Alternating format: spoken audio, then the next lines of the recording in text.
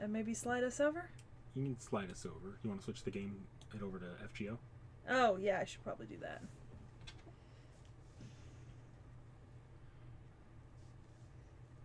Hello! I see tacos in chat already. I see other people lurking as well. I mean, to be fair, if you're not lurking like the creature from the Black Lagoon...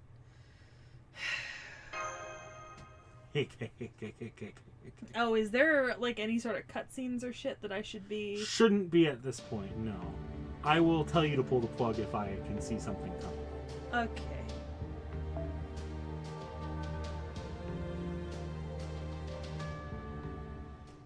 I had to put a new cover on my phone because my old one is so full of dirt from being in the fucking ground every day. It was awful.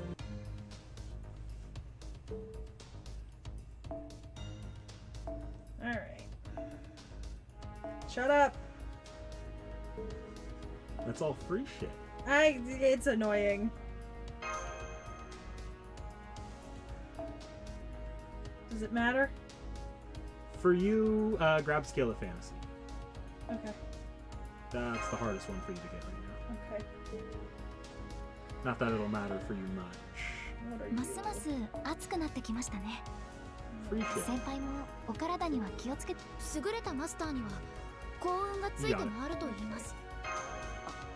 いえ、慣れた頃ほど。 Right now they're running a back to school campaign. Don't remind me. You know what, Stray Meridoc? It is really fucking nice. Although I will say that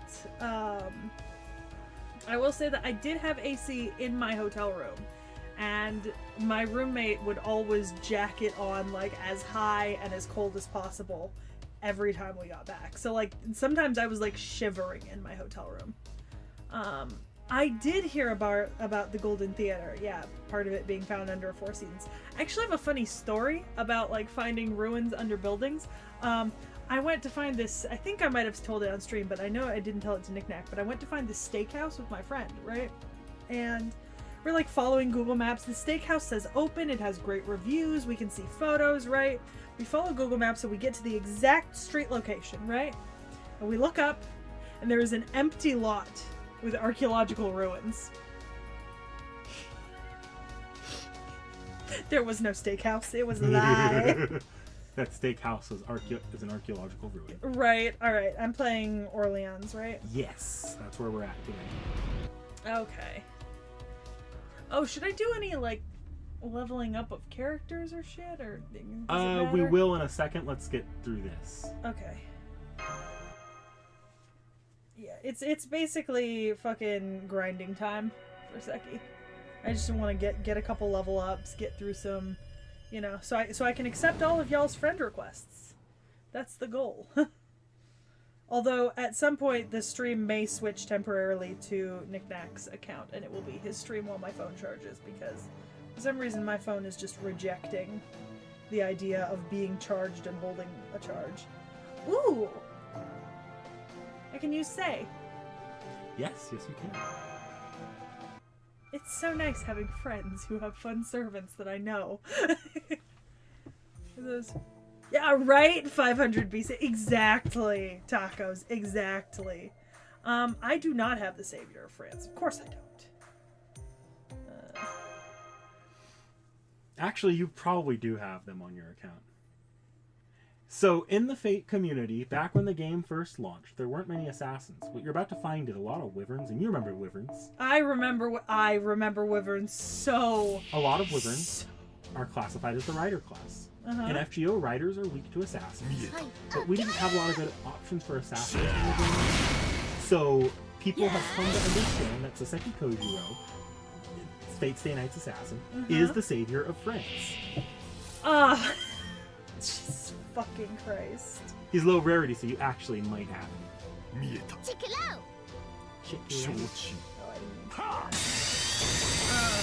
Alright. Any plans for the DSSR? Maybe not this time, Conference. It is on a little bit of a time limit. I think it's only so basically it's 30 days after you launch the game today. Okay. So maybe next time I stream FGO. Not today, but maybe next time.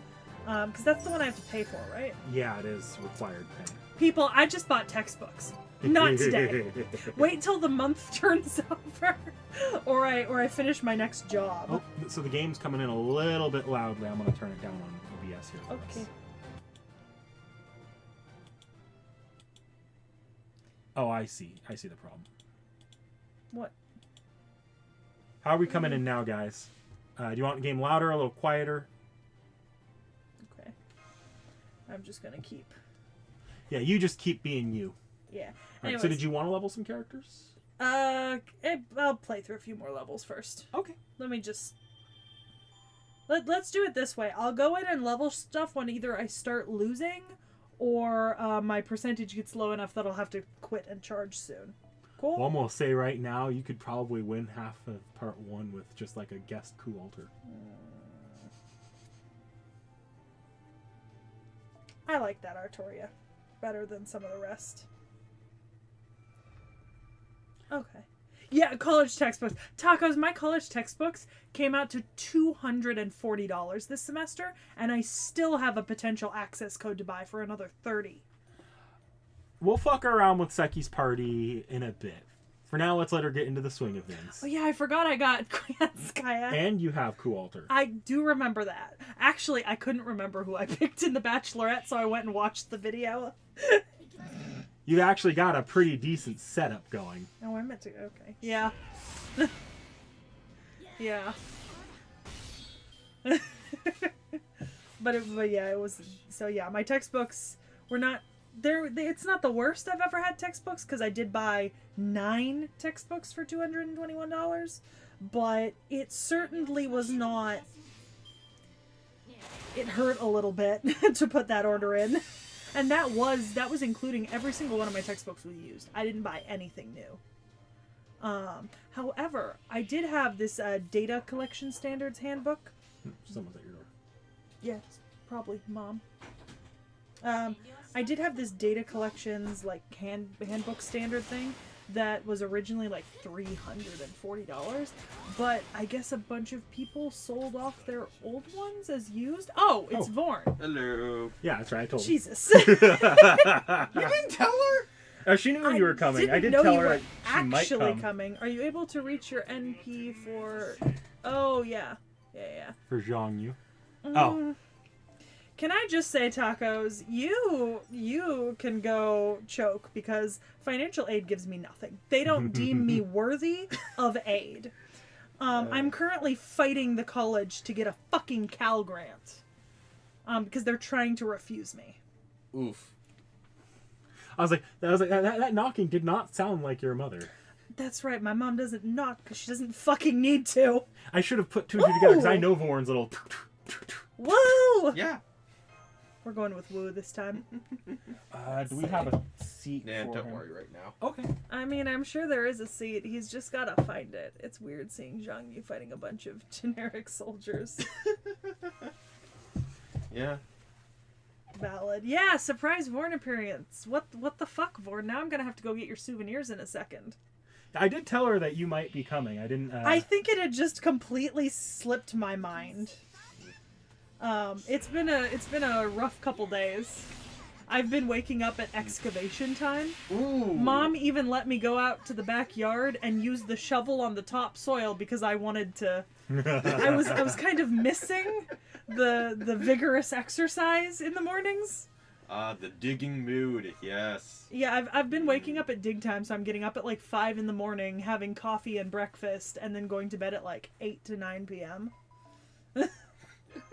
Like a fucking grandma. Samurai Road News, I was not expecting boss to be that...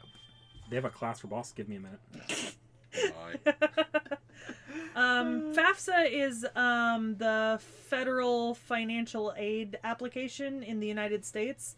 It's basically you're supposed to do it every single year, and it sends out all of your information to basically every major state and federal scholarship and grant all at once, instead of having to do all of these aid applications individually.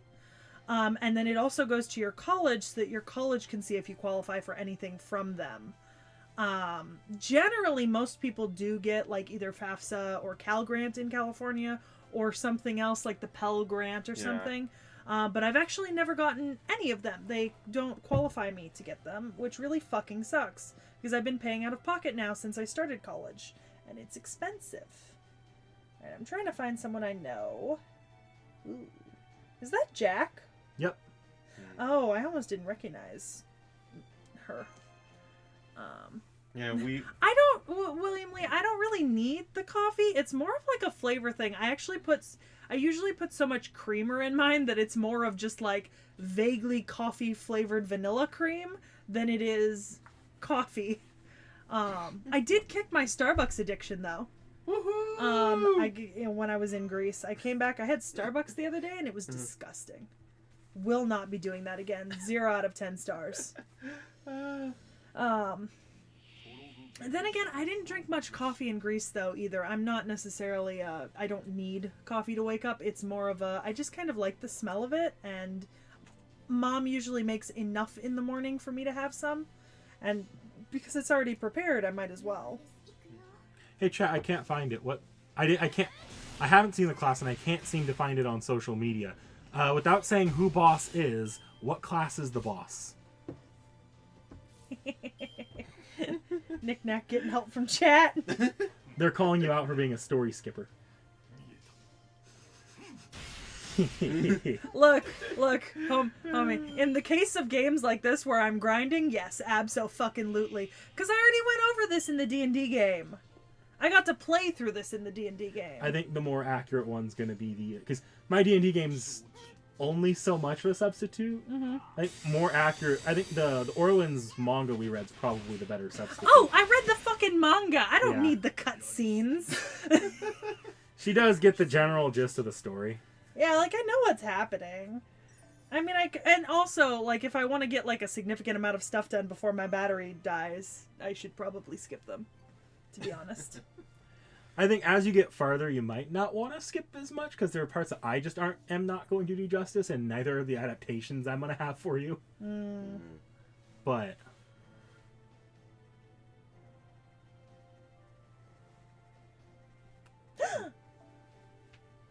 Oh, yeah. that said, if we reach Rome, I am going to make you at least read part of it because Rome I actually want to read.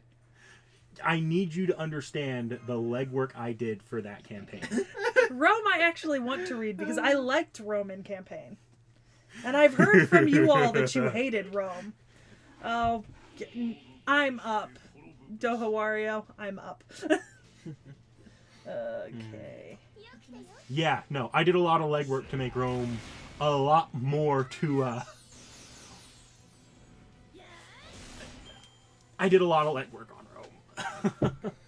You know what game I don't skip the story on? One Piece Treasure Cruise. It's One Piece. You know the story. But I don't skip it. It is arguably the most inferior way to experience the One Piece story. Oh, it's very much a bad way to experience the One Piece story. Uh-oh, what is William saying no about? Oh my. Oh, I think it might be maybe Rome. Ah. I don't know.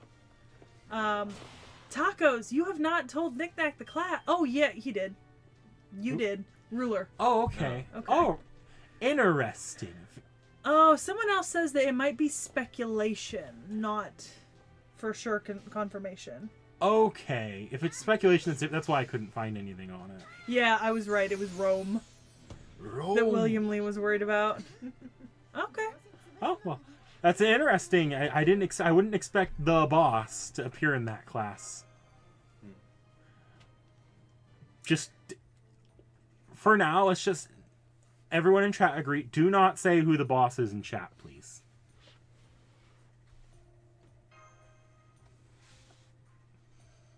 You don't need to read story now. No, you just I already can't. skipped so much. Please tell me you're not going to read Agartha. Dohorio. I don't see. there's definitely certain chapters I've liked more in the D&D campaign, so I'd be a lot more willing to read the story. But honestly, if there was just like a manga for all of this, I'd read all of it. There's a few infamous chapters that I can warn you we're about. We're gonna go with Emiya. I actually kind of encourage you read the really, really shitty chapters.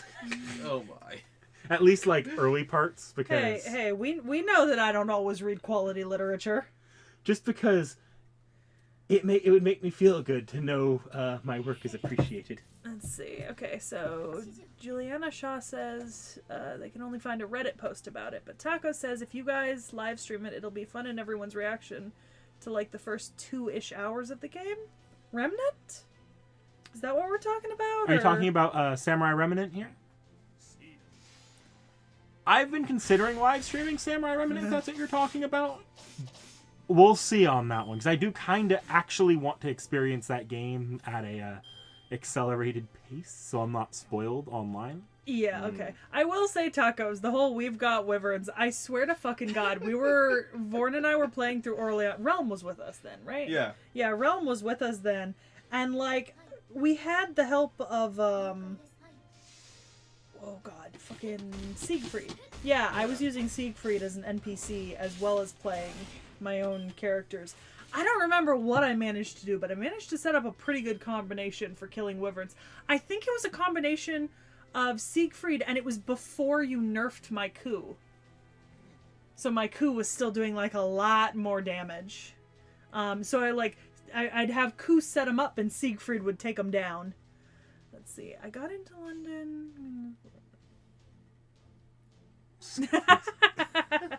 But the books are the most interesting part.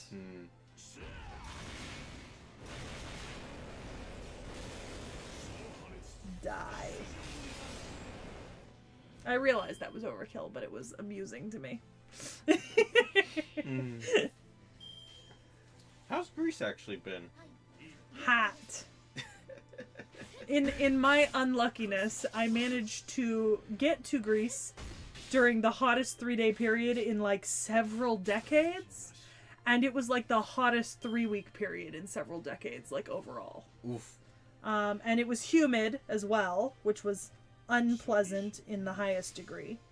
But it was really nice. I mean, I think I really learned a lot, and I enjoyed the experience. I made a lot of new friends and acquaintances.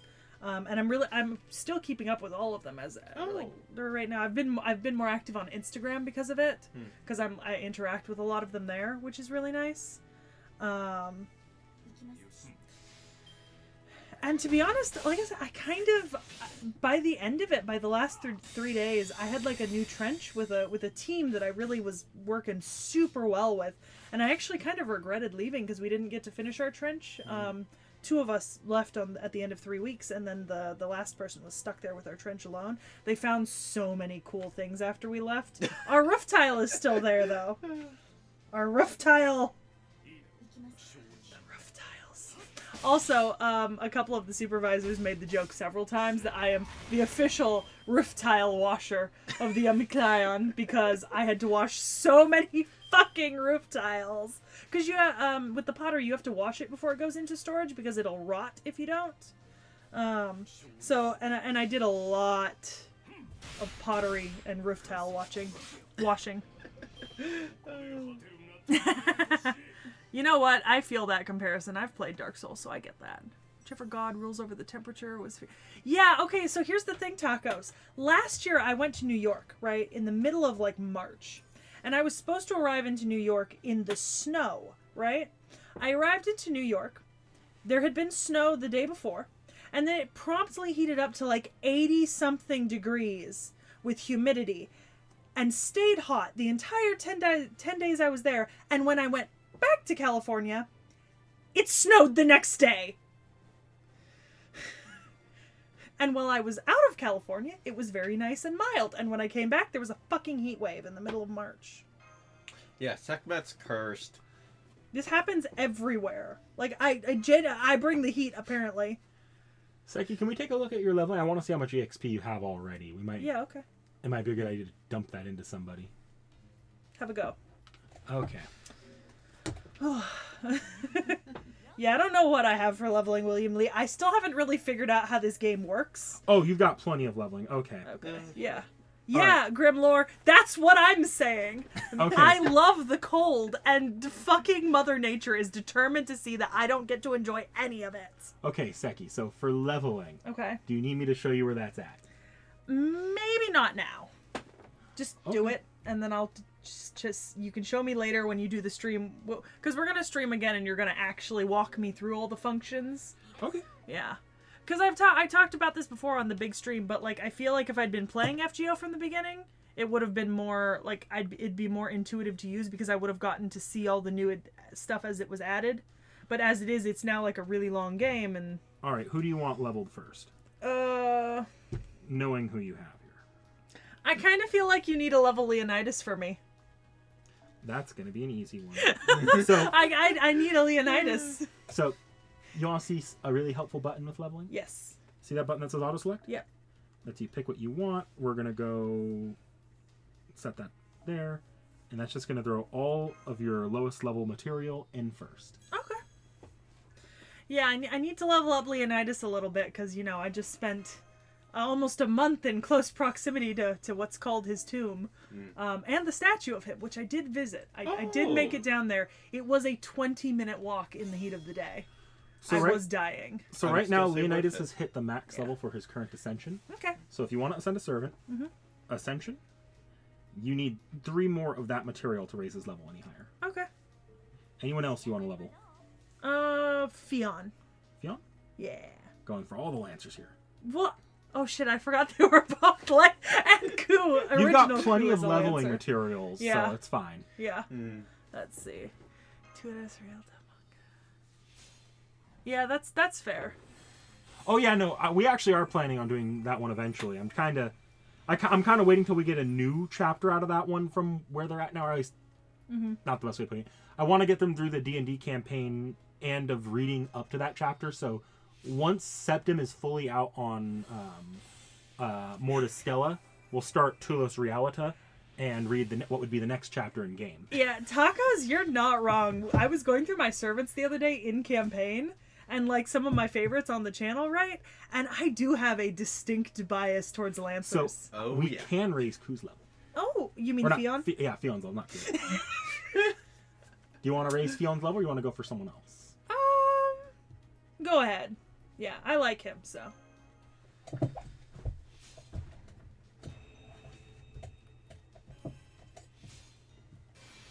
Not having enough ascension. Yeah, welcome to grinding hell. Yeah. No, see, here's the thing, Dohoario. I may not play FGO, but I play several other gacha games that are also, or gacha style games that are also very large. One Piece Treasure Cruise is much the same, where you get your characters and you have to level them and ascend them and shit. So I very much understand when you don't have enough. Because I have been playing One Piece Treasure Cruise for almost a decade now. And I remember those days. Now, I've already previewed it. You cannot ascend further. You're low on both Lancer statues and there. Did you want to level like your Coulter or your Jiang Yu or your Koyan Skya? Not at the moment. Let's just... Yeah. I can worry about Coulter and Koyan later. Head back to Orleans. Get some... Yeah. Also, do you want to change up your party a bit? Oh, yeah. Yeah. You can go into the fight. Just okay. Click into it first and select your friend servant. Okay.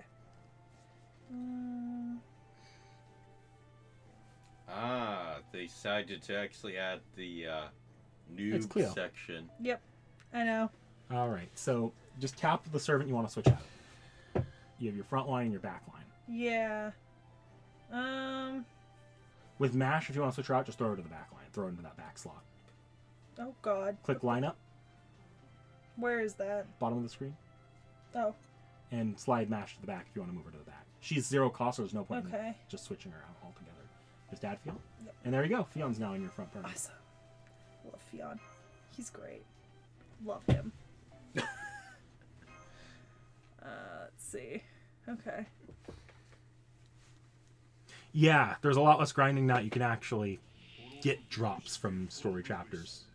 Oh my god, I had some of the worst luck with Treasure Cruise's gacha, because I remember for a long time, so there are certain characters I wanted to get in One Piece Treasure Cruise. One of them was Doflamingo, and he came out in the game like maybe 5 or 6 years ago. It took me till like 2 years ago to pull him. I fucking wailed on that game, and it took me so long to get him, and I didn't even get the one I wanted, but honestly at this point I don't fucking care. I have a Doflamingo.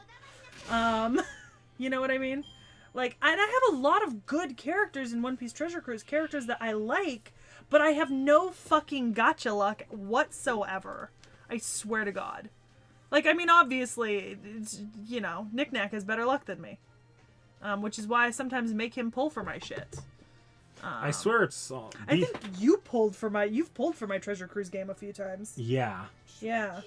I think I got stuff, too. I think you did. I think you might have gotten me my Whitebeard. Yeah.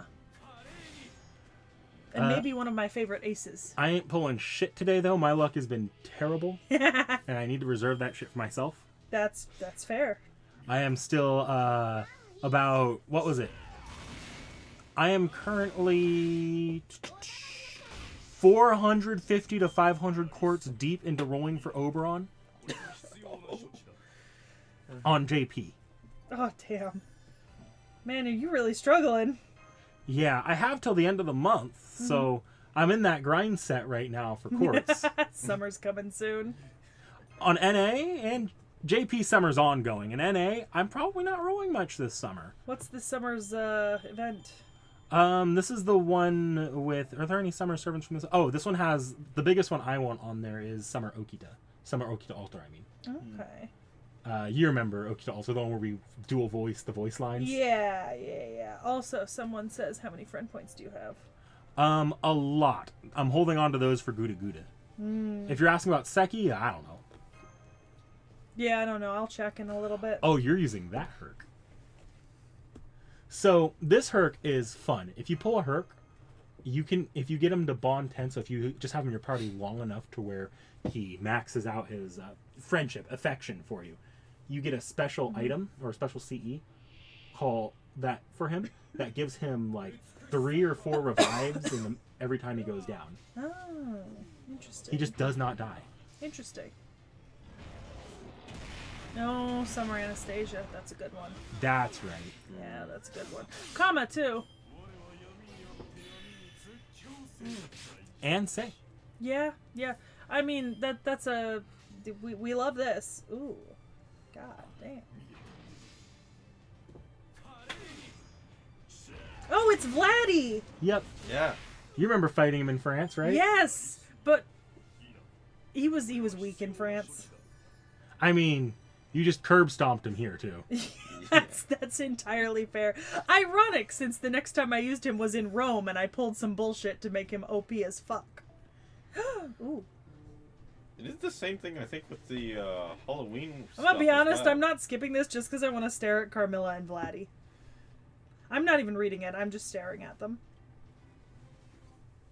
You know there's a way where you could just remove the text and just look at them. It won't progress the story, but you could just look at them with the background. Oh, tempting. Very tempting. Alright. Oh, yes! Absolutely. I did check today's banners. There's probably nothing that you want to be rolling on right now.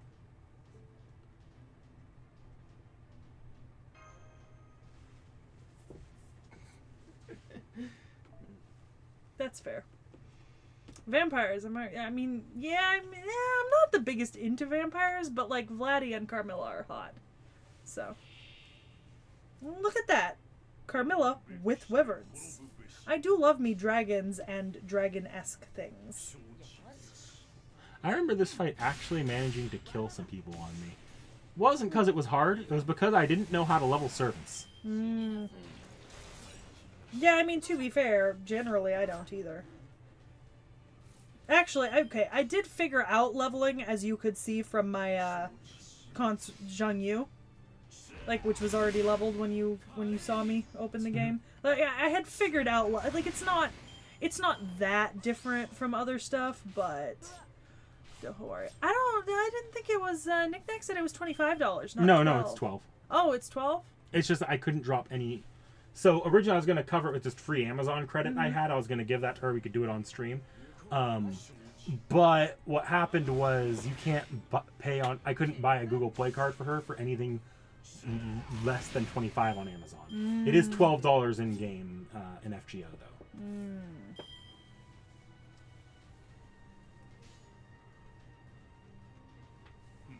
That could change my mind. I'll consider it.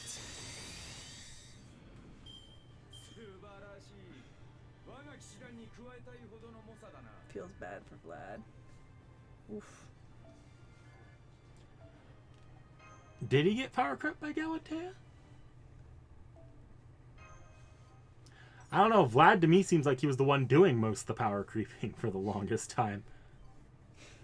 That said, I know Castoria Summers definitely power crept Vlad. I don't know. I don't know Vlad very well though. I know he's really good. I have him like NP1 or 2. I just don't use him.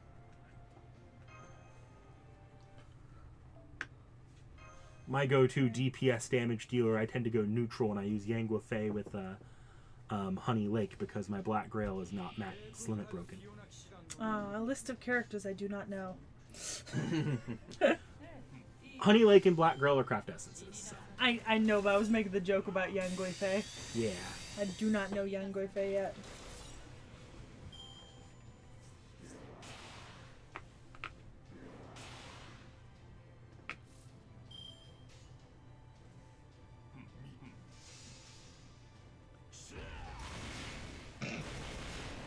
Get fucked. Yeah, Summer Castoria is ridiculous. See, I like Vlad, but in the D&D campaign, but only when I can drag him in the situations that are good for me. Which hasn't been recent. No, I think Rome was the last time I really got to capitalize on it. No, Halloween. We did not do an episode on Yang Guifei. Nope, Yangua Fei hasn't happened yet. No. I might have mentioned... Did I mention them in the history section of another servant, maybe? Possibly? Yeah, but... We did Consort Yu, but not Consort Yang. That's... Yeah, because I know the name Yang Guifei.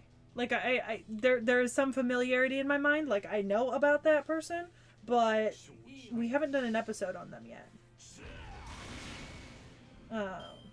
Although, next year we do have a lot of Chinese servants coming, so... Yeah. Because we were kind of neglecting it, to be honest. We kind of neglected all of Asia for, like, 2 years. And barely did any Asian servants. We had a lot of Asian servants at the beginning of this year. Yeah. Like, yeah, you might be thinking of her grandma. It was just a lot of Japanese. Yeah.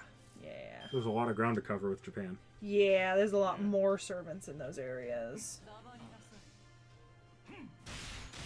Yeah, we did Wu. Yeah, that's it.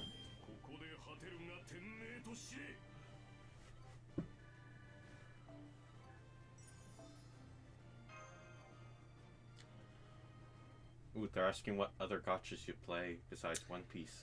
Oh, you know what? You could have seen it in the beginning of the stream. I had my little game tab thing open. I'll go back to it when I next time because I will have to stop my phone on the stream because I'll run out of battery, and then when we log back in, I'll show you all of my games.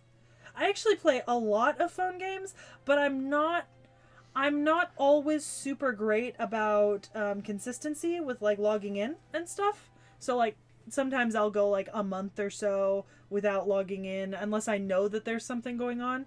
And to be honest, I've gotten to a high enough level in a lot of my games that have gacha function that I don't really need to be constantly in them because I'm not necessarily playing them.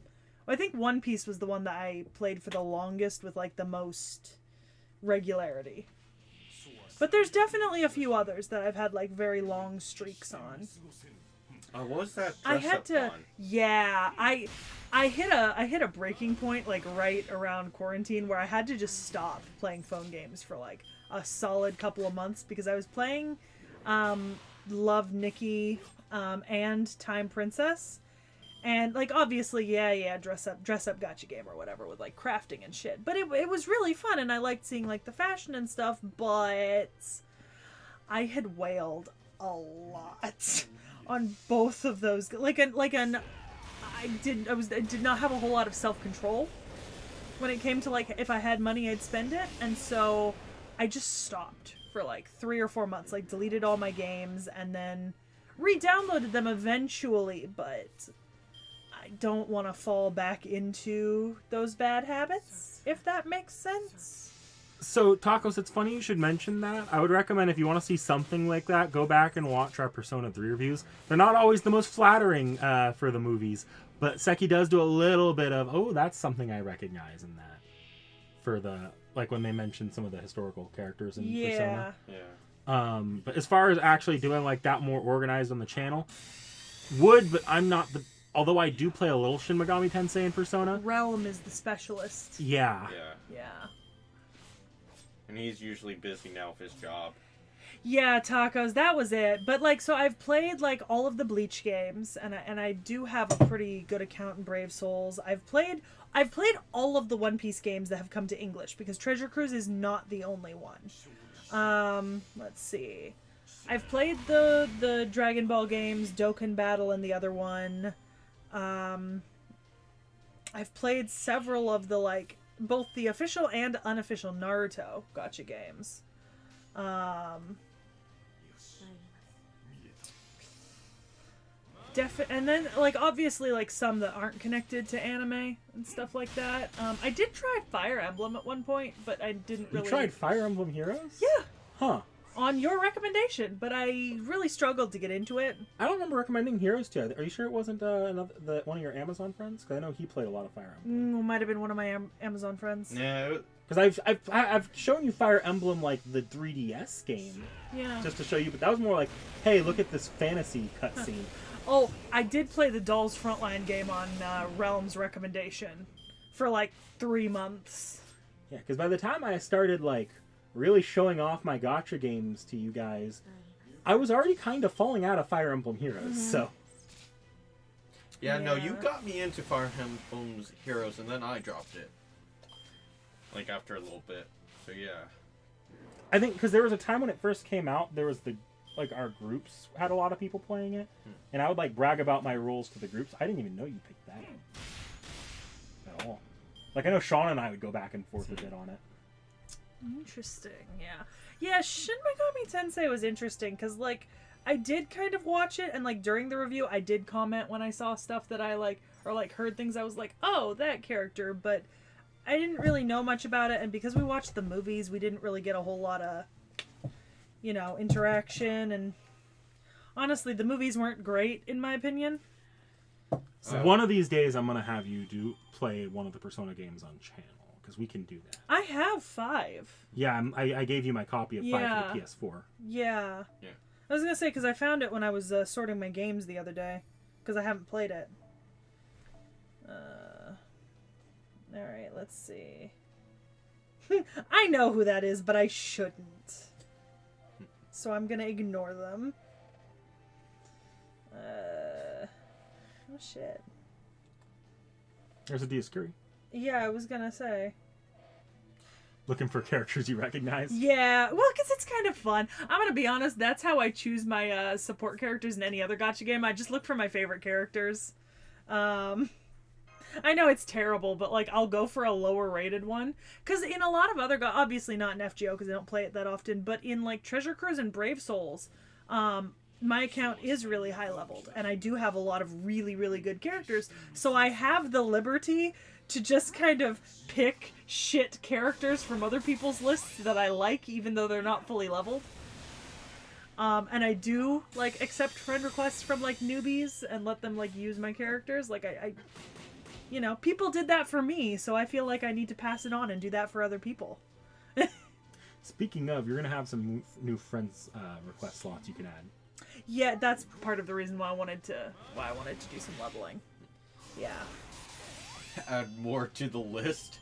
Well, that and last stream a ton of friend requests poured in, and I didn't have enough slots to accept them all. Yeah. So I do want to try to keep leveling until I can, You know, I felt a little bad. Kindness begets kindness. Yeah. That is true. In FGO, I try to accept any friend requests I get. I'm a little... If I start seeing people not log in for like a few days, I'll delete them if I need more space, but... Oh, yeah, y'all, I will keep logging into FGO. It's just I'm not going to be logging in every day. So, like, if you see me go quiet for, like, a week, it's because I was busy. Or, like, for longer. Like, I didn't log into any gacha games in Greece. I didn't have fucking time or energy. So, like, you know. Summer JP servant or costume? Summer, ooh. Look, for, like, gameplay reasons, I really want Chloe. But if I'm like actually serious about the summer servants that I do want, ooh, who do I got here? My favorite summer is Wu. Oh, it's Baobon Shi. That NP animation is like in my top like 3 NP animations now. For the love of God, it's glorious. You know what? That's valid, Tacos. That seems like a decent amount of time. I feel that, Doho Wario. Sometimes I log into my One Piece Treasure Cruise, and it'll just be like, this person is not logged in 1,027 days. And I'm like, that is 3 years. Maybe it's time. You know? Maybe we have hit the point where I can drop them off my list. I've got a lot of meta servants in my friends list, so I get a lot of friend requests all the time. So if I want to make sure I'm constantly letting new people in, I clear my friends list pretty frequently. I always try to make sure I have at least one slot unless everybody is logged in consistently. Which has been more consistent. I've at this point hit like equilibrium where most of the people I have friended have been logging in a lot. Yes, I meant Kate Cern Priestess. Alright.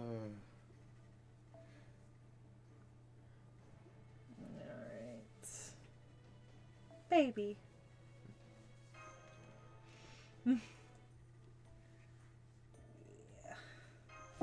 Knowing that we're almost definitely gonna have to switch to my phone at some point, Oh, I am gonna yeah. get my. You've got a minute though. Yeah. I'm still at 50%, so I've only lost 16% in the last 40 minutes. Did I? So you know. You need to steal an HDMI cable. I did not bring a second HDMI cable for this. Why would you need a second one? Because we're just disconnecting from here entirely, so you're using the same cables. Different port on that one. I don't have the same Type C. Oh, okay. That's going to be interesting, because I don't know if I have a spare. We will make it work. Yeah, it'll happen. It'll happen. We just may have to find an extra cord somewhere. You actually, I wonder, did I give you one with the Switch? Or no? You might have. Do I know where that is now? No. Especially not after being gone for so long. Let's see.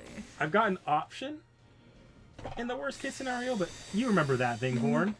Yeah. That thing would like shut off on me all the time because it's not a great HDMI cable. I mean, you could just use this. See how if I need to, like, absolutely. You can repurpose the pink cable that goes to my second monitor because I'm not using it right now technically. Okay. Yeah, that's probably what we're gonna have to do. Yeah. All according to Keikakunos. Jesus. Christ. I genuinely cannot wait to figure I understand that the Nunos is like a joke based on Sir Nunos, and I cannot wait to like actually be in on the joke. Yeah. Well, because here's the thing. I love the Horned God. I learned about him like many years ago, and he is one of my favorite European deities, right? Like spirits that's worshipped. And so I've studied up a lot on him over the years. And so like knowing that he was a character was like, right, for me. But then everyone kept making the joke and I was like, that's a reference to Sir Nunos, isn't it? But I don't understand the reference yet. So like I cannot wait to be in on the joke. Is that Cath Plug Merlin thing-ish? Yes. Homie. You're gonna see him soon again anyway. Yeah, like I haven't seen him already. We went over it when we did the Cath Plug episode. True, I think we even showed him off a little bit in the first Archaeology video. Yeah. Just like that other character that shows up in the list that I know, but I don't know. from an earlier poll, because when I first downloaded FGO, like the first accounts I made was before we were doing the React to Fate videos.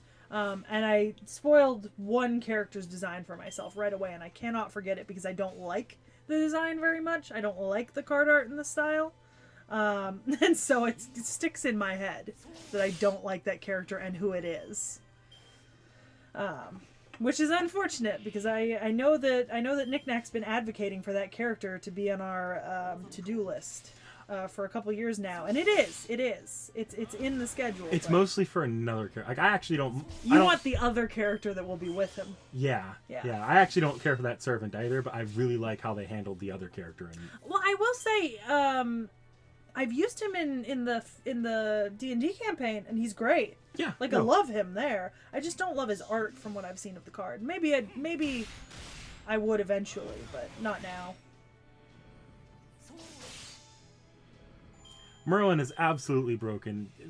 You're probably not going to see much of that today. No, we don't really need broken as fuck at the moment. I know I'm not being super great about who I'm picking to go when. I'm just kind of trying to group by color, and if not, clicking whatever. I mean, Quick Arts is perfectly valid as a way of building NP. See, I didn't know that. I've just been... You told me last time to try to pick the same color. Because I get an extra attack. And not to put the same character twice in a row. No, you get an extra attack if you do all of the same character. All of the same character, yeah.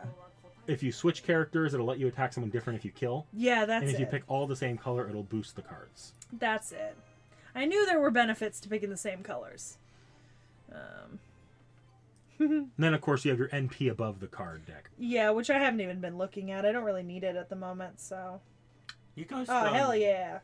You guys done Deermood, right? Yes. Yes, yeah. Both Deermoods. I use them a lot. Like, in campaign. I use Deermood a lot for some reason. Like, he is a go-to. Yeah, he's like your second coup.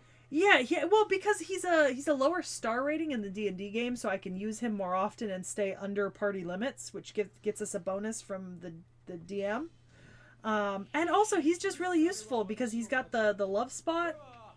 And I don't really need... Like, I am perfectly fine. Like, I am my own half tank at this point. Like, I genuinely am. Yeah, see, Kasumi, Sylveon, I don't need to think till Camelot. I don't need to think ever. Oh yeah, and Camelot though, if you don't start thinking by then, you're just not going to be able to Wasn't that what you were struggling with last stream? Was that Camelot? No, that was Olympus. Oh, Olympus, okay. I did see you struggling with Camelot though at one point, right? Because you did a Camelot stream? I did do a Camelot stream. That one was just really long. It's not that hard for me anymore. I think I remember accidentally falling asleep at like 11 p.m. trying to stay up, like hanging out in chat. It wasn't a difficulty struggle though. It was just a, Jesus Christ, the stream took me 7 hours. Yeah. Sekhie is under the love spot, Frost Shard. I do love Deermud. I really need to like, I need to try to start doing that for upcoming videos like the roundtable and shit. But I am gonna pull out my Yu-Gi-Oh cards and like show them off. That's right, a new segment exclusively started in our longest video. Yu-Gi-Oh! Comparisons. Because I have the entire roundtable extended deck thing. Like, I have all of the cards. Oh no, it's just funny that the debut video for that's probably going to be our already longest video. I know. Oh my. It's going to be god-awful. You've leveled up your master a couple times. Do you want to take out the friends list? Yeah. Go ahead and do that. And then come back to leveling. Alright, menu, friends and following. 20 requests. Well, I'm just gonna go from the top down. Didn't you actually have a way to set it so it's like... Nah, it was by login, not by request time. So you'll be able to grab 10 people. Okay. You actually get free quartz out of this too. Alright, we're gonna...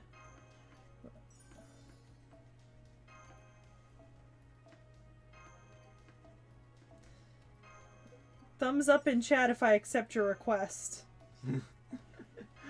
Because I have no clue. I'm not even reading these at this point. I'm just... One more. And you're full. Awesome. Go to Okay. before you go back into the story when you close out. Mhm. Close out of the friends list for a moment. Yeah. Or for now.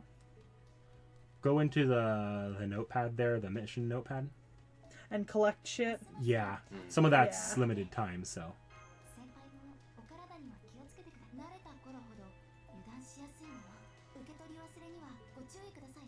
優れたマスターには幸運がついて回ると言います。Cool. Now I'll go back into Orleans Yeah. and keep playing.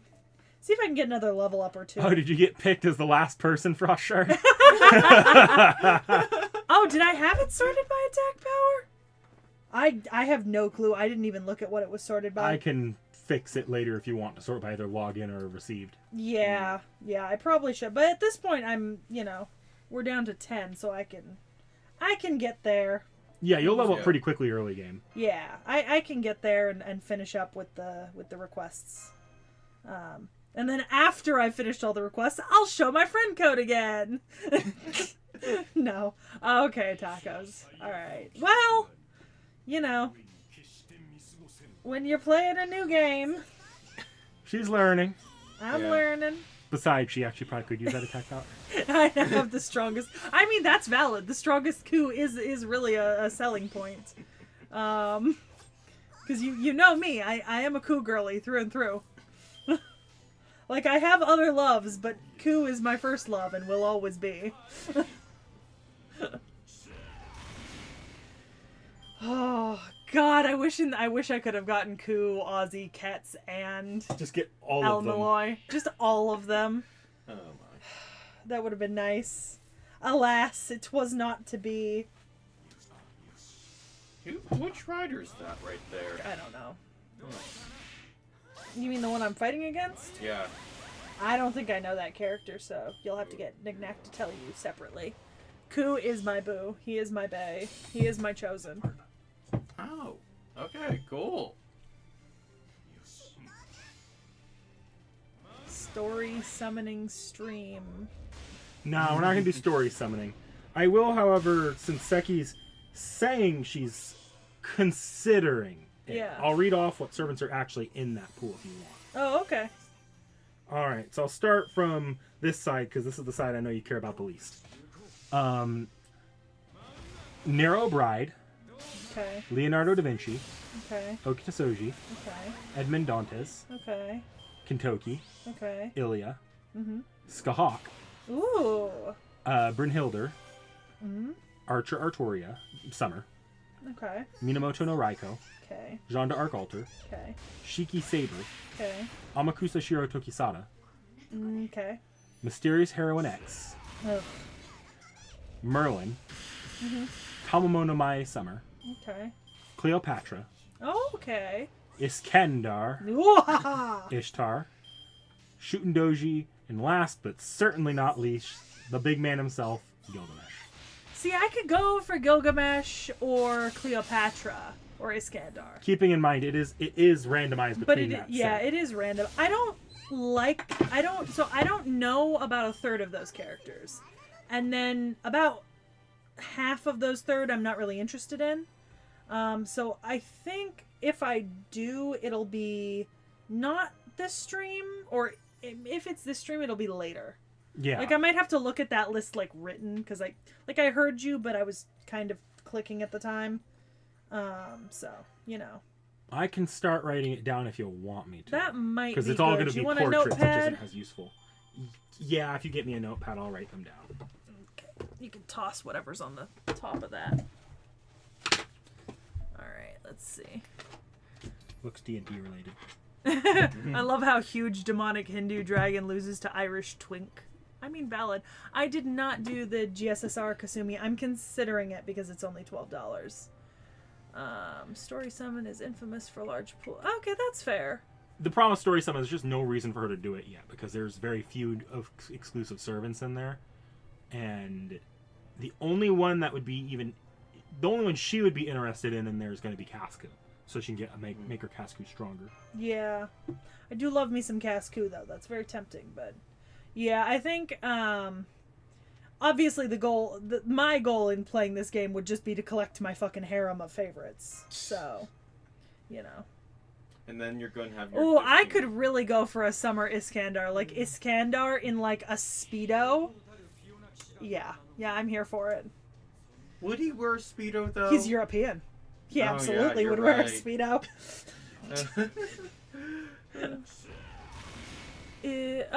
Taco says they think Casku is in the Friend Point summon. He is not in the Friend Point summon. Kasumi, I understand. I am an every Ku simp.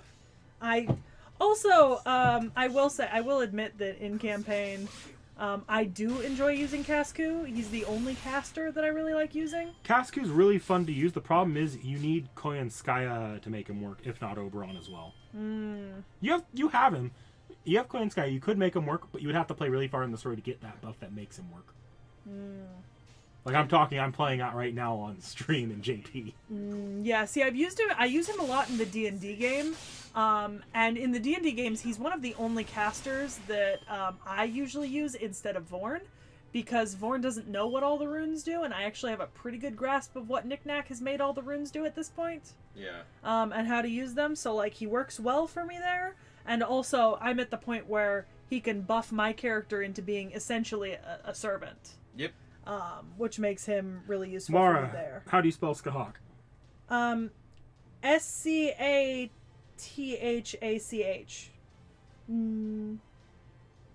Sorry, can you repeat that, Sekhie? Scathach.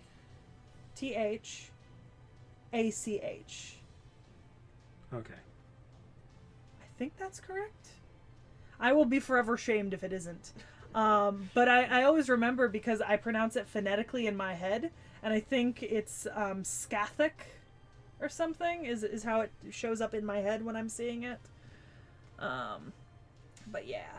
Don't you also like Mozart in the campaign as well? Yeah, but I don't use him because the things I like for him take a while to set up, so I think he'd be more useful in like a boss fight, and I just never remember to pull him out before a boss fight. You know what I mean? Yeah. Like, I never switch my servants out before a boss fight most of the time, so... Yes, I was right about the spelling. Yeah. No shame. What? Yeah, right? Yeah. We don't have to break out the bell. Yeah. I don't have to be forever shamed for my choices. Go men's for bad handwriting.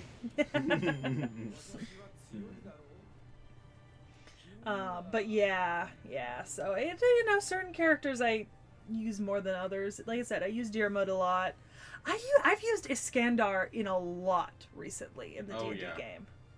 I mean, also, since, like, just distances right there, Iskandar just works so much better. Yeah, we just started on the America chapter, and I'm going to be using Iskandar basically for that whole chapter, with maybe Alpalat Boudica if I need to switch someone up. Yeah, that's about it for me, Tacos. That's about what I'm seeing when I do it. 'Cause, let's see. I need to find somebody who I can... I agree, Casimir. Make that all level 100 male support list. Level them all. Yeah. I need to find, like, one of my servants who actually has long distance, like, capability. Oh, yeah, because you don't really have a whole lot of those. Yeah. But you have a lot of, like, casters and stuff, and that's fine.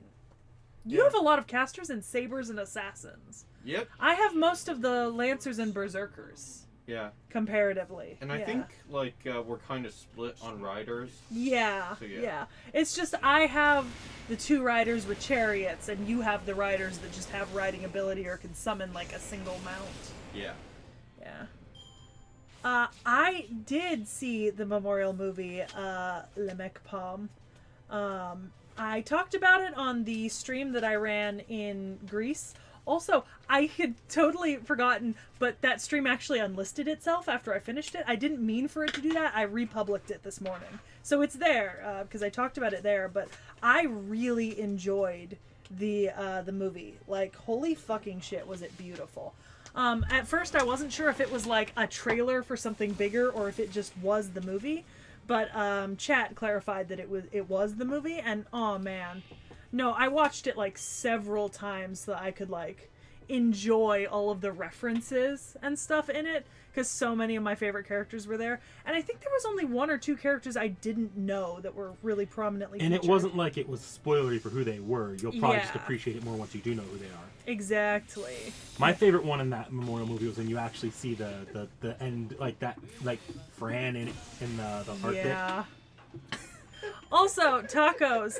I didn't even think of that, but you're right. We should. Beg Gil to give us a Rolls Royce. Front and back. Okay. And a surprise yes! The Hephaestion cameo was just Chef's kiss. stunning. Cannot wait for that to be, like, separate summonable servant. I don't know if they'll ever do that, but, oh, it would be so good. Not so far. It would be so good, though. What's your battery percenter, chat? 43 still. Still Okay. plenty of time. Yeah. Yeah. I'm not gonna worry till it'll tell me when I hit 15, and that's when I'll take it off. No, I'm just using it for Yeah. estimation because it's been an hour. Yeah, so I've only gone down about 20%. Okay. So I probably got at least another hour before I need to go off and charge. Yeah. Have you thought of watching Fate Grand Order? Ritsuka doesn't get it. I plan to show it to them eventually once we've done a lot of Sekhie reacts. It's a short gag series. Let's see. It would be nice if they would give one of them a mustache. That would be cool. Mindlessly reached 1 billion QP during the stream. How do you do that? I could have maybe mindlessly reached like 100k in this stream. Or sorry, 100 million in this stream. QP is so inflated. Oh, well, I have to go with the Gil.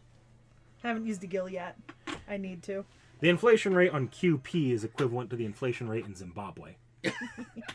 Oh my. God, yeah. The 1 billion note. Yeah. Don't they have a 1 trillion? Yeah, it might have been 1 trillion. I might have been wrong. So I've actually seen a couple panels of Learning with Manga. You've shown them to me when we covered Learning with there's Manga an anime characters. for it too. Oh. The plan, I think, right now is maybe to do one for the club discussion, like the club anime discussions. Eventually, maybe after Carnival Phantasm, and we've done some of the Grand Order adaptations, and we've done a lot of reacts, to do just a Fate Grand Order gag anime submission, where I just show like all the little short ones. Yeah, that makes sense. I need to see the full runtime of them all together though, and sort of figure out what is and isn't going to be included. Yeah, fuck Nero Fest.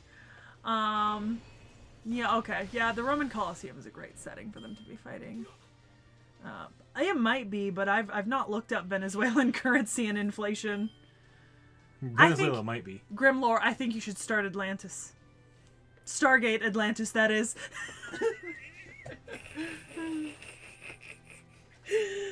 I'm terrible. I have seen a couple clips from Carnival Phantasm, and I cannot wait to see it.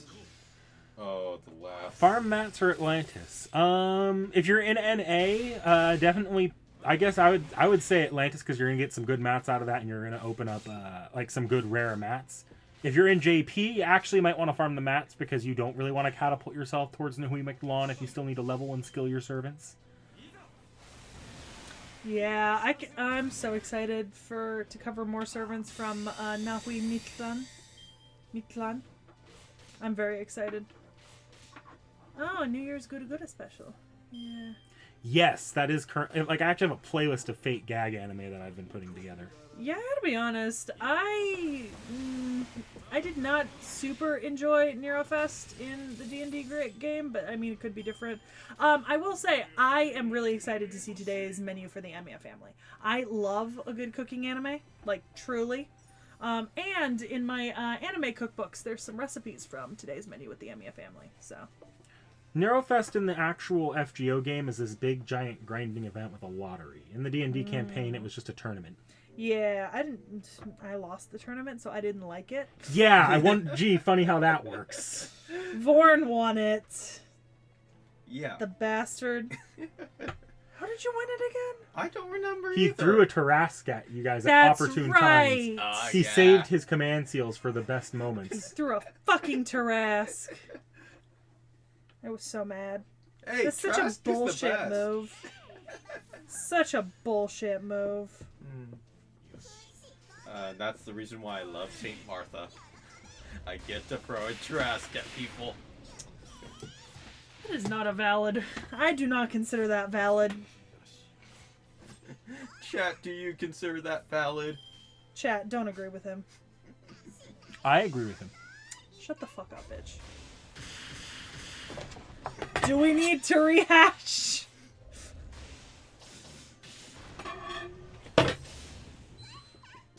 I love Wu. She's so much fun.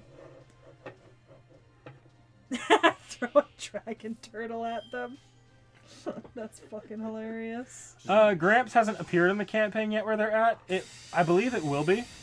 We did incorporate the Herc challenge quest. No one had the balls to fight it. What? What was the Herc challenge quest? You just fight Herc at full power. Oh yeah, no, I wasn't doing that. Nah, With we a weren't one-on-one. doing that. Absolutely not. I did actually incorporate the challenge quest for them to fight, though, and they fought a couple of them. Some of them were based off of real ones. Some of them were just ones that would be fun matchups. Yeah, no, I refused to fight Herc. That just seemed like a bad idea. Because I would have fought him with Ku, and I don't know if I could have... Taking it all the way. I don't know if I could have pulled that out, because especially after you nerfed my insta-kill on Ku. And even your insta-kill won't work technically on Herc because he comes back. Yeah, but I could have command sealed it a few times. Yeah. Like, you know. Like, what's the max amount that we can revive Herc in game again? I don't know. You'd have to go look at his actual sheet. I think it's the full 9. I think it depends. It's not that simple. There's like a lot of conditions and shit for it. And there's also a lot of damage reductions to account for with him. Yeah. We haven't gotten to a point where he can give us foreigners, I don't think. Nope. Yeah. Because we're going in order of the story, so like things get introduced as they get introduced. Yeah, I didn't mix that much around. In the second campaign, I mix a little bit more around, but not... Generally speaking, I'm trying to give them like the full experience, which is part of why it's taking so long. Okay. Anilo de Luna, what is your servant question for us? I'm curious now. No, while we're waiting, Knick-Knack, when are we actually going to see Wu in-game? Campaign 2. Yep. Ooh. Almost everything that we want to see is going to be campaign 2 or later. Don't even ask about Nahui McLawn. You're right. I have not. Knick-Knack probably has. Oh, Let's see. God. What recent infamous notable figure would be a possible servant for the modern era? Oh, yes, I have seen UBW Abridged. I actually really love UBW Abridged. Let's see. Didn't we actually talk about Churchill, like the one who actually charged into battle with a sword, a kilt, and what was it? Bagpipes? Yeah, in World War II? Yeah. Yeah, so Winston Churchill's the name of the Prime Minister of Britain Not during World War II. No. Not that Churchill. But also, that's not really infamous. Like, he's just famous. Infamous has a negative connotation. Usually it means someone who's famous for something negative that happened or that they caused. Ooh, you know who would be great to see in campaign? Typhoid Mary.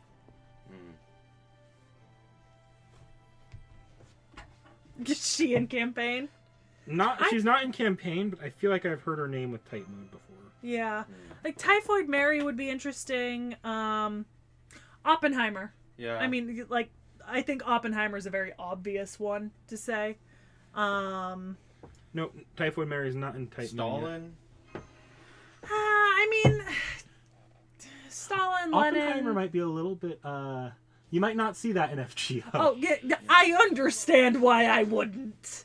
That does fit the bill of, like, infamous modern figure. Yeah. Yeah, so Oppenheimer maybe. Like I said, Typhoid Mary would be interesting. Let's see. I'm sure there's like a couple others. I'm not as well versed on modern history, unless it's like military history, to be honest, because I've done a lot of research into World War I and II, but not a whole lot into like general modern politics. I think the problem with any modern servant is you're either running up against politics or estates. Yeah. You know what? I'd love to see Tsar Nicholas II. And I'd love them to make a joke about the banning of alcohol in his character. Werner von Braun. That could be an interesting one. No, that could. Yeah. No, Epic of Remnant's its own separate campaign. There's some stuff I moved out of Part 1 into Epic of Remnant. Part 1's a little bit more focused than the second campaign is. But yeah, no, Epic of Remnant is its own campaign. Catalog. Catalog. Catalog? No, I'm suggesting that. Have you not heard the story of Catalog? No. Dude who invented Kellogg cereal? Oh. Yeah. Kellogg. Hey, Kellogg. Kellogg. Kellogg. Kellogg. Kellogg. I kept hearing you say catalog, like the water kettle. Oh, log. sorry. Yeah. Franz Ferdinand. Oh, you mean Archduke Franz Ferdinand? I don't know if that would be infamous, though. Same with Amelia Earhart. Those are more like famous. I feel like World War I era is about the cutoff where you probably could do stuff. Yeah, but I mean, the question did specify infamy, and I wouldn't necessarily call Franz Ferdinand or Amelia Earhart infamous so much as famous. Like, do we know the person that killed Franz Ferdinand? I could absolutely see him being served. Yeah, that could be a good one. Ooh, the Red Baron? The Red Baron, yes. Yeah. Those people absolutely could be servants. The Red Baron would be awesome. He could be a rider class. Oh, that would be so cool. I would love the Red Baron. That'd be so amazing. I don't know who Gavrilo Princi is.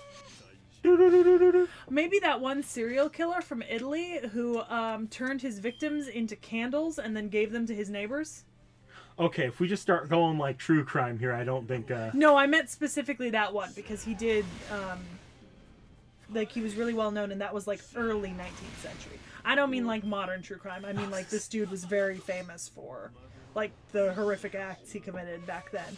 And it was like in the wake of like... It was like before Italy was even Italy. It was when it was still like a principality of something. Yeah. Gandhi. Yeah. Yeah, you could say that, yeah. I suppose with the caveat that obviously the creators of Fate are Japanese, there are probably some figures that we would not consider infamous that might be considered infamous in Japan. And so that could be, like, I could see Winston Churchill being infamous in Japan. Or, which president agreed to drop the bomb? Truman. Yeah. Truman. Like, I could see that being infamous. Or even Roosevelt at the creation of the bomb. Exactly. Yeah. There was that cult in Japan. No, that's too modern. That's too modern. Okay. I'm thinking, like, early, like, 1900s. I feel like the Zodiac Killer's too localized to America for, like, most Japanese people that at all think about that Douglas MacArthur. Yeah. Yeah. You can't say Oh! Ted Bundy. Yeah. We talked about him in the video of, I think, somebody else, maybe? But, yeah, we talked about him in someone else's video. But that Chinese Christian dude who started a revolution in, like, the 1800s, the Heavenly Revolution or whatever, trying to like convert everyone to his weird cultish form of Christianity. We talked about it when we were doing one of the Chinese generals from the period. I don't remember. Oh, okay. Fuck, I forget his name. I don't remember his name either. I mean, he's in this notebook. I could just like the Taiping Tianguo, the Taiping Rebellion. Because I remember they called it the Taiping Tianguo, was like the heavenly kingdom that they were all gonna like live in or whatever, some shit. Magellan. Yeah.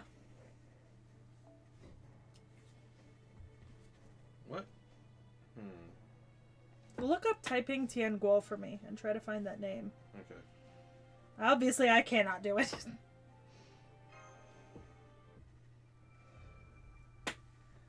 Vasco da Gama. Isn't Vasco da Gama already in the game?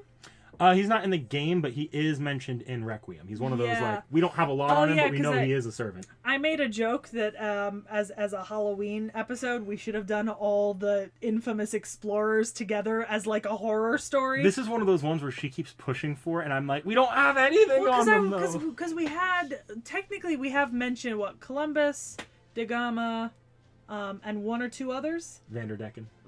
Well, that's pirates. No. There's one or two others mentioned, and I was like, we could do them all together as a horror episode. But unfortunately, we just don't have enough of them. Yeah, that's what you said. So, no, not yet.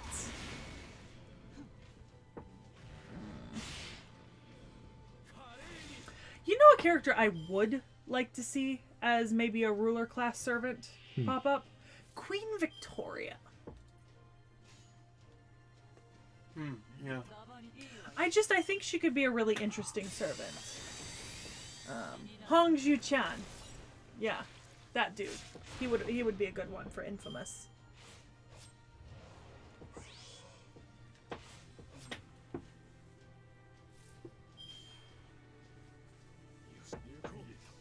Yeah.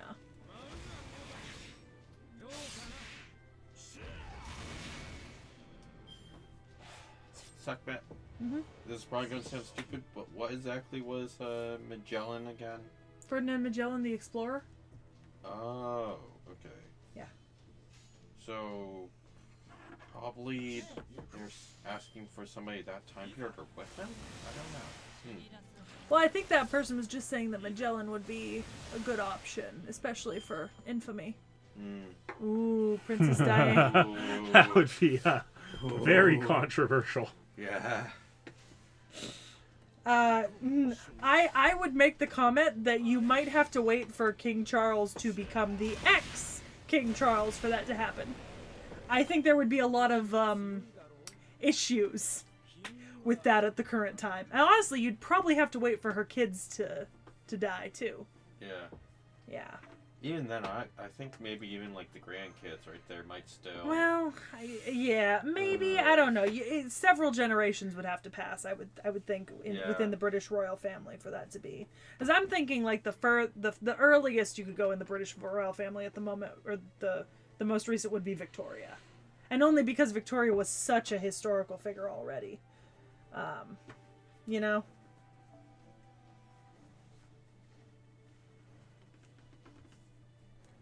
Herman Cortez isn't a servant, especially when Ketz mentions him in Material Valve.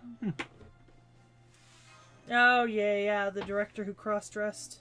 Yeah. Yeah, I remember that. They also did a similar thing with Neil Armstrong. That's kind of why I can't show you Neil Armstrong. Of the USA. Because they have to, even though they've heavily implied that a servant is Neil Armstrong. Actually, you know who would work for infamy in my opinion, but maybe this is just my knowledge of Russian history going? Catherine the Great. It's a big enough name. Yeah. We don't have that many like Russian royals. And wouldn't it be hilarious if instead of making her a ruler class, they made her a rider? Just make her a med High face. five. Oh my. Make her like Zhang Yu. Be fucking hilarious. Oh yeah, Ashoka would be fucking great. I mentioned I was doing something else recently, and I was talking about servants that would be really. It was literally in the stream, and I was like, like Chandragupta, Ashoka, Ashurbanipal. Well, Ashurbanipal's earlier. No, I meant Aurangzeb. Aurangzeb would have been a great one.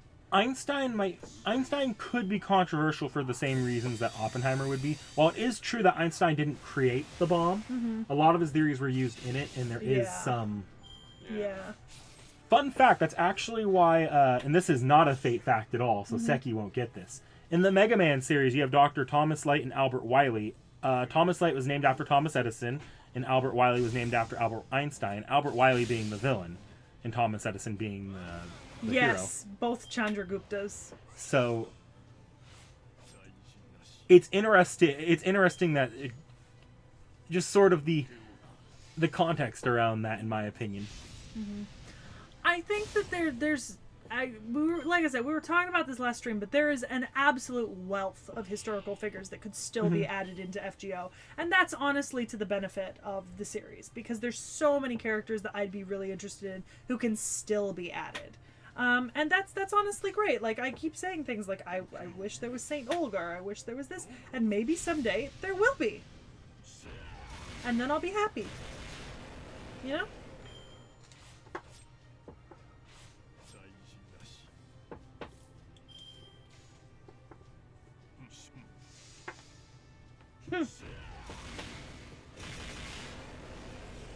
Yeah. Actually, I wonder how people would take if they saw Queen Elizabeth in the game. The first or the second? First. Okay, maybe. Yeah. I'd love to see Queen Elizabeth I and Mary of Scots in the same event. What? I might go whisper something to Vorn that I won't whisper to you. That'd be hilarious. So I'm actually watching The Tudors right now with my mother. We've never seen it before, so Okay. we're into I'm going to season... step outside with Warren for a moment. Sekhie, Okay. you keep going. All right. We're into season 2 of The Tudors. And Mom and I have been really enjoying it. And it would be really funny to see Mary Queen of Scots and Elizabeth. Coulter!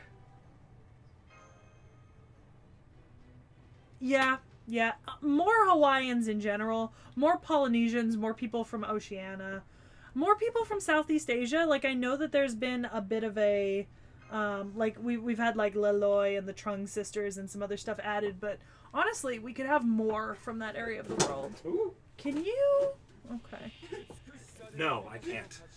No. Not what about a new Artoria? Artoria can fucking die. Yeah, I'm not building any more of my Artoria collection. Yeah. They're no. going to keep adding Artorias. Accept I it now while you know. can. I know. They've already added a new one this year.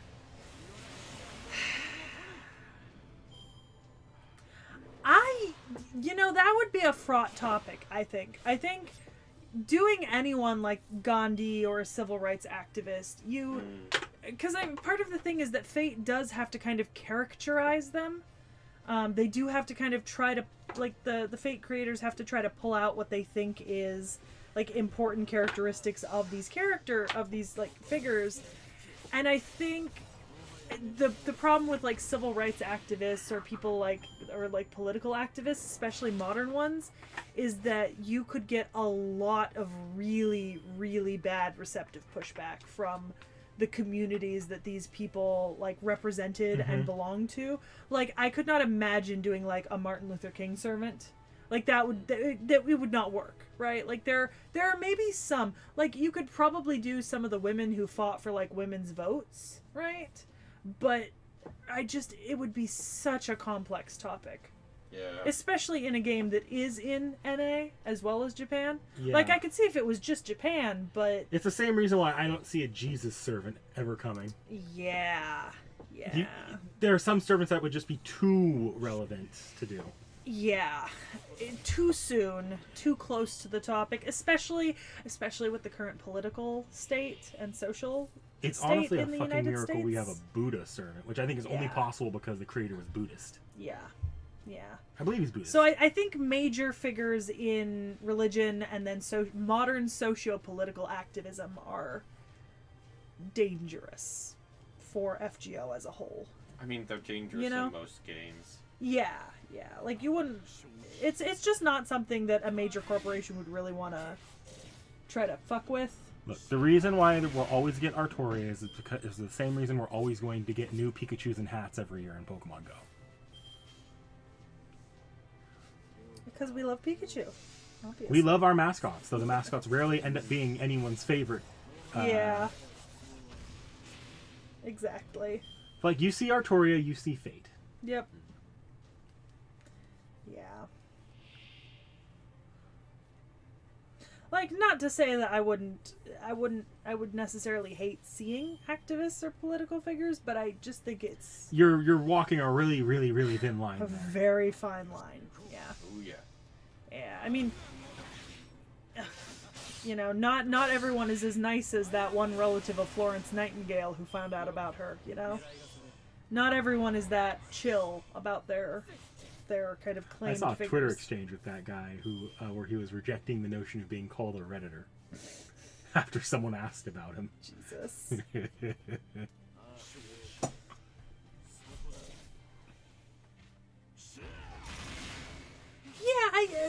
I really think that Gandhi could maybe be possible, but I think Gandhi's significantly less of a controversial figure than like a civil rights activist. Mm-hmm. Because arguably no one's looking at Gandhi and going like, no one's looking at Gandhi. No one and being thinks the like, British Empire was right all along. Yeah, days. yeah. So that's definitely an option, you know. But look, if what was it called?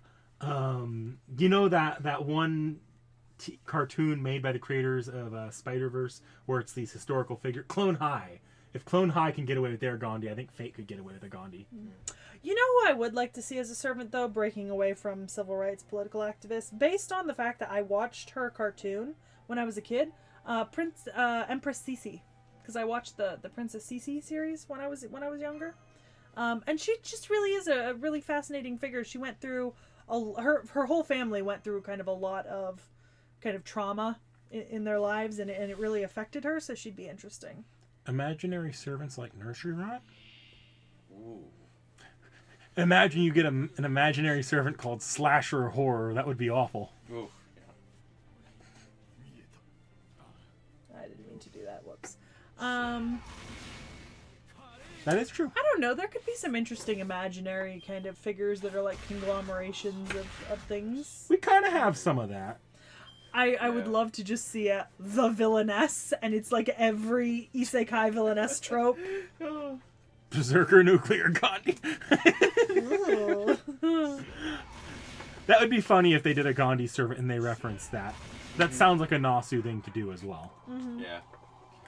I mean, also, like, if you play Civ, you always know that Gandhi just goes nuclear for some weird reason. I just dropped something off my shelf.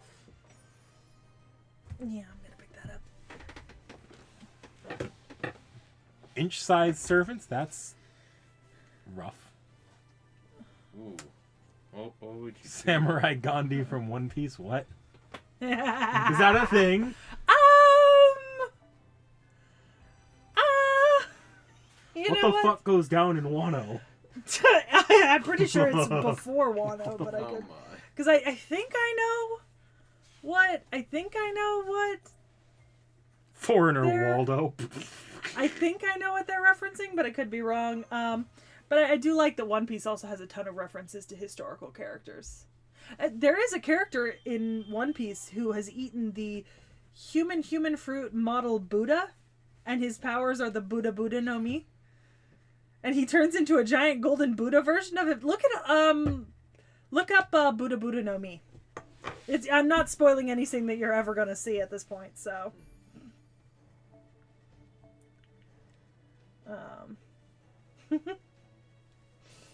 Because that's a hilarious one. What the fuck? Is that yeah Buddha no Mi. What the hell? Oh my gosh. Nope. He's the admiral of the Navy, the big high guy. You literally do not get to see this until the Paramount War, practically. So, Oh my. you know, episode like 900. No, episode 500. Sorry, my brain is off. Episode like 4 or 500. But yeah. That's your mom. No, I'm just my brain is not working right now for some reason. Anyways, but yeah. Sengoku. Sengoku. Not the vice admiral, but the actual admiral. Because the vice admirals are the lower down on the totem pole. Oh. Interesting. Wasn't that literally part of a recent event with FGO and NA?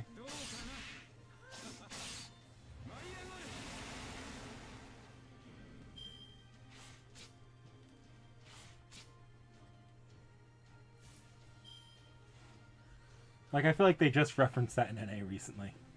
Yeah. No, I know he wasn't in there as a servant, but I know they referenced it. Makes me think of Lavi. from D. Greyman. Sekhie, what do you think about them adding the Russian space dog? Oh, Laika? I'd love that.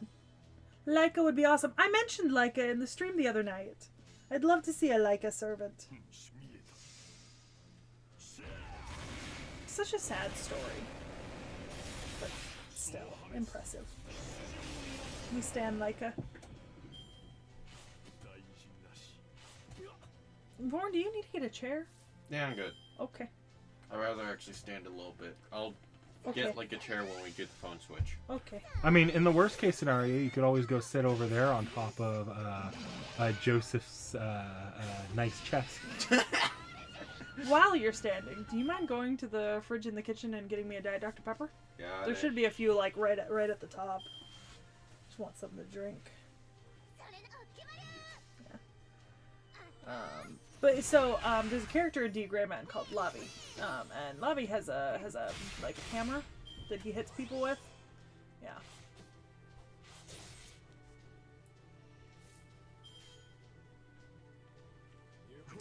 Speaking of, you know what I've been getting a lot of recommendations for recently in my TikTok feed?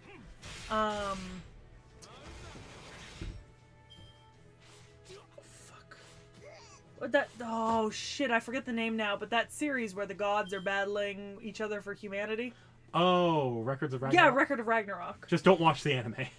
Yeah, I've my recommendations are all for the manga. Yeah. And I've been getting, so I may read that soon, to be honest. Oh. Ooh, Berserker Natsu Drag Neil, hell yeah. Did you see the Fate rant that OSP went on? Was it in their recent video? It was in the Epic of Gilgamesh.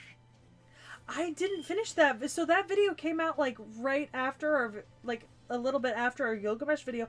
I had it downloaded for Greece to watch it on the plane, and then I just slept. So I haven't seen it yet. It's like their only recent video I haven't seen. So don't spoil it, because I'll watch it. I will. I would love Berserker Natsu Drag Neil. Crossover servants could be so much fun. I don't really see that being... They've said they don't really want to do them. Yeah, but like, oh my god, I would have so many suggestions. There's a reason why Fate Grand Order likes to collab with other Type Moon properties instead of... Yeah. Although I will say, I personally think that Nasu should hire me to give him suggestions for historical and mythical characters. I could do the research. Yeah, just hire me. Hire me, man. I'll do it. It'll be great. It'll be great.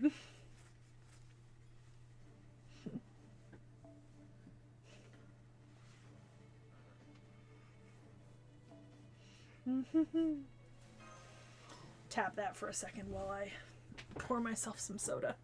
Just tell you only had one left. No, there's one more in the door. Oh. Down okay. below. Yeah, I didn't buy that many. I only picked up a few. Are you just trying to escape your scolding right now? 4? Soda. It's not that much. Plus, it's more because I don't have anything else in the house at the moment. I haven't done any shopping. To be honest, it doesn't really taste good after not drinking it for like almost a month. But I just haven't replaced it with anything because I haven't been shopping. So. Perfect way to get you to kick like your habits right there. We just I sent wasn't. you to Greece. Well, it's not that I didn't drink soda in Greece, but the sodas I drank in Greece are a lot tastier. Like, if I could get like European Fanta here easily, like I will be looking through the European stores when I go shopping next to see if I can find some, because European Fanta be oomph. All right, let me catch up with chat. Let's see, for example. I do want to be paid in Ku merch. Well, not just Ku. I will accept Aussie merch too. And Gilmer. You know what? I could see red. I could see red being on that. Sekhie, I can fix him. I can fix him. Yeah. I genuinely would just be the person writing the MASH dialogue exposition for new servants. Hello, Hexbug97. Did you just show up? Also, yeah, the backstory of Fanta is really fucking weird. Oh, you put an NP on.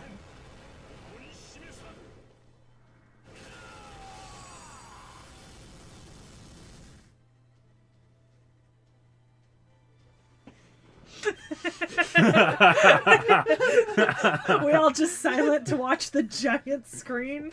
Because it's actually showing on a giant screen right there for us to see. So that way Vorn doesn't have to be like pumped around looking at the tiny screen. Horseman, mad. I saw a really funny meme the other day, and it was like somebody on TikTok was like, I refuse to support like fascists, so I'm returning my Tesla and buying a Volkswagen. And I was like, is anyone gonna tell her?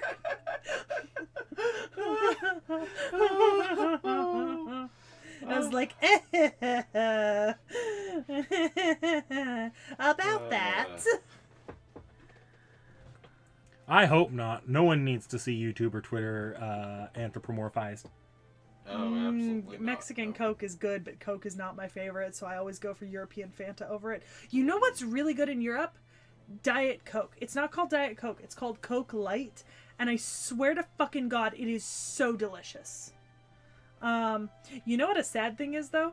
So a couple of my dig friends were buying energy drinks to keep them going during digs, right?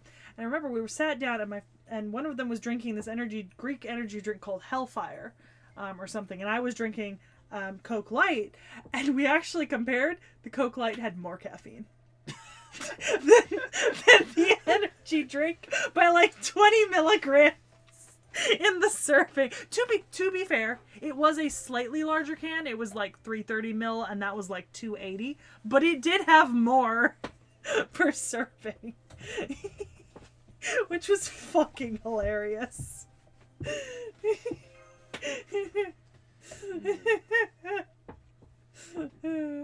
Oh yeah, how was the food there? What did you eat? Mostly souvlaki, Mm. which is just gyros and gyro meat portions. It was really good, but after 3 weeks of souvlaki and Italian food, I needed a break because Sparti was really small, so most of the food available there was either like souvlaki or some Italian food. There weren't really any other options there. So when I was in Athens, I got Korean and Japanese and American brunch, which was delicious. And I am a heathen. Wait, all of those together? As a Different brunch? days. I got a ton of gyros tacos. So most souvlaki places in Greece, like souvlaki is the plate, but basically what they do is they're essentially selling a portion of meat with vegetables, and they will either wrap it like a gyro for you, or just give you all the ingredients on a plate and call it a portion meal, like souvlaki. There's no real difference. Like my roommate and I would get like the bacon wrapped chicken gyro, and she would get like the bacon wrapped like chicken portion, and it was the exact same food. It just hers was on a plate and mine was wrapped up. So yes, there's this place called Dosirak near the Pantheon, and they had the most amazing nigiri and japchae. It was delicious. That is a lie. I personally am a huge fan of carbonara and a lot of pastas from Italy. I had carbonara several times. Sekhie vibrating with her Coke Light. To be fair, I did take it to dig with me to drink during the break after like 3 hours, so I'd have energy to keep going for the next 3 hours. So you're not entirely wrong. Because, I mean, we were out there from like 6:30 to 7 a.m. till 1 to 1:30 p.m. most days. And, you know, there's only so much pickaxing you can do without needing energy. Y'all are torturing me with this food talk here. Are you hungry? I haven't eaten anything, and I'm probably not going to eat until this stream is over, so... I'm so sorry. I had breakfast early today, so... I can't eat early. I'm trying to do intermittent fasting. Oh, yeah. Ah. Mm. So when's your eating time then? 12 to 7. Ooh. Yeah, I will say, Grimlore, I had told myself before I left on this trip, I was like, I am going to eat the food that's available. Because I can be picky here in the U.S. Like, I have favorites, and there's things I just don't eat or I choose not to eat. But I kind of was like, with the exception of a few things that I absolutely cannot eat, like they make me sick, like actively and immediately, I was pretty set on just eating what was available. And I did, and it was really nice. I tried a lot of things I wouldn't normally have tried. I'd love to see an Aussie altar. Hands down. I will say, I think I had one miss the whole trip in terms of food. Like, there was just the first day I was there, I ordered kayanas. And I don't know what it was about the kayanas I ordered, but I took one bite and I just almost vomited. And I ended up not eating it, and I didn't order it again for the trip, because I was like, okay, I know I don't like this, so I'm not going to eat it. Hashtag feed knick-knack. It's not his eating time yet, so, I can't even eat for another 21 minutes minimum. Yeah, Aussie Altar would be great. Because, like, we're seeing, like, the great Sun King. It'd be nice to see, like, the man who, like, embarked on the war, the warlike king or something. Yeah. With the warlike king, you could also get the depictions of him in Tales of Moses. Mm-hmm. Yeah. So I'm very glad that I chose to. I'm very glad that I had made the decision to just eat what was offered to me and like what I chose to order. I think there were only a few things I absolutely didn't eat. It was really just onion. Like I can't stand the texture of onion, and that's not something that's ever going to change. So I didn't eat any onion, but honestly, there were a lot of times where I ordered things that had onion, and I would just pick it out or eat around it. Like, Just wondering, what was like the main protein over there?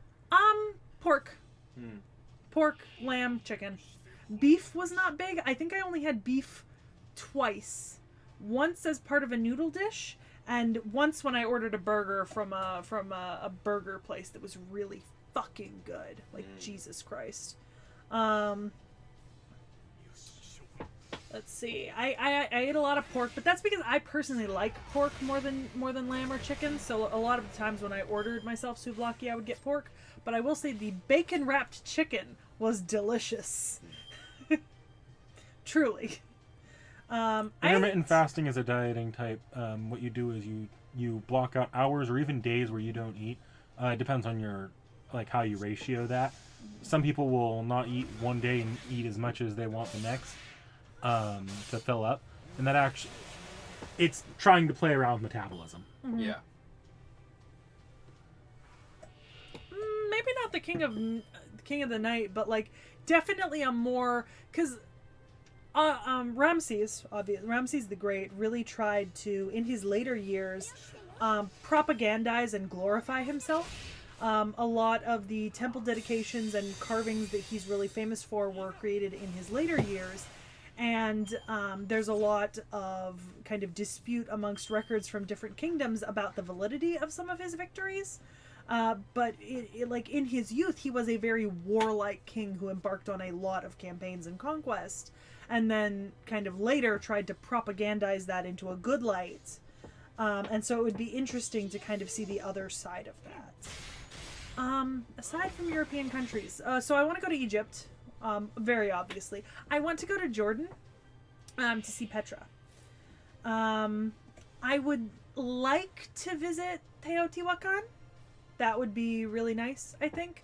But I'm not much of a jungle person, so like while I'd like to visit Teotihuacan, I'd also like to visit like Copan and Tikal and a couple other places in Mesoamerica, but it would definitely be like shorter visits.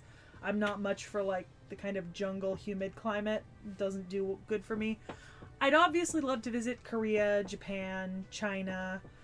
I'd really like to go to Australia. I know that's a bit of a weird one, but I don't know. I'm just fascinated by Australia.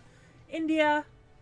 In general, I'd be pretty happy to travel most places in Asia. I don't really have any particular desire to visit sub-Saharan Africa. Mostly because it's not my area of specialty or study, and I don't have a huge interest in those areas of the world personally, but, the Temple of Mayar would be interesting, but a lot of the stuff to do with that is significantly more modern and altered by Spanish conquest and Catholic arrival in that area of the world. Unlike places like Tikal and Copan and Teotihuacan, which are kind of still just the ruins of the ancient civilizations, I wouldn't say no if someone like planned a trip to historical sites in Mexico City and around Mexico, but I've done more study into places like Tikal and Kopan. So, and I'd love to go see like those temples and stuff, like the, you know, things like the kind of long count stela and that sort of thing. Chichen Itza would be really fun, personally. I'd love to go when you can see the dragon dancing down the steps. That would be incredibly beautiful. Yeah, the Aurora Borealis would be beautiful to see. I do want to visit, like, kind of the Norway, that sort of area of the world, the Nordic countries, Scandyland.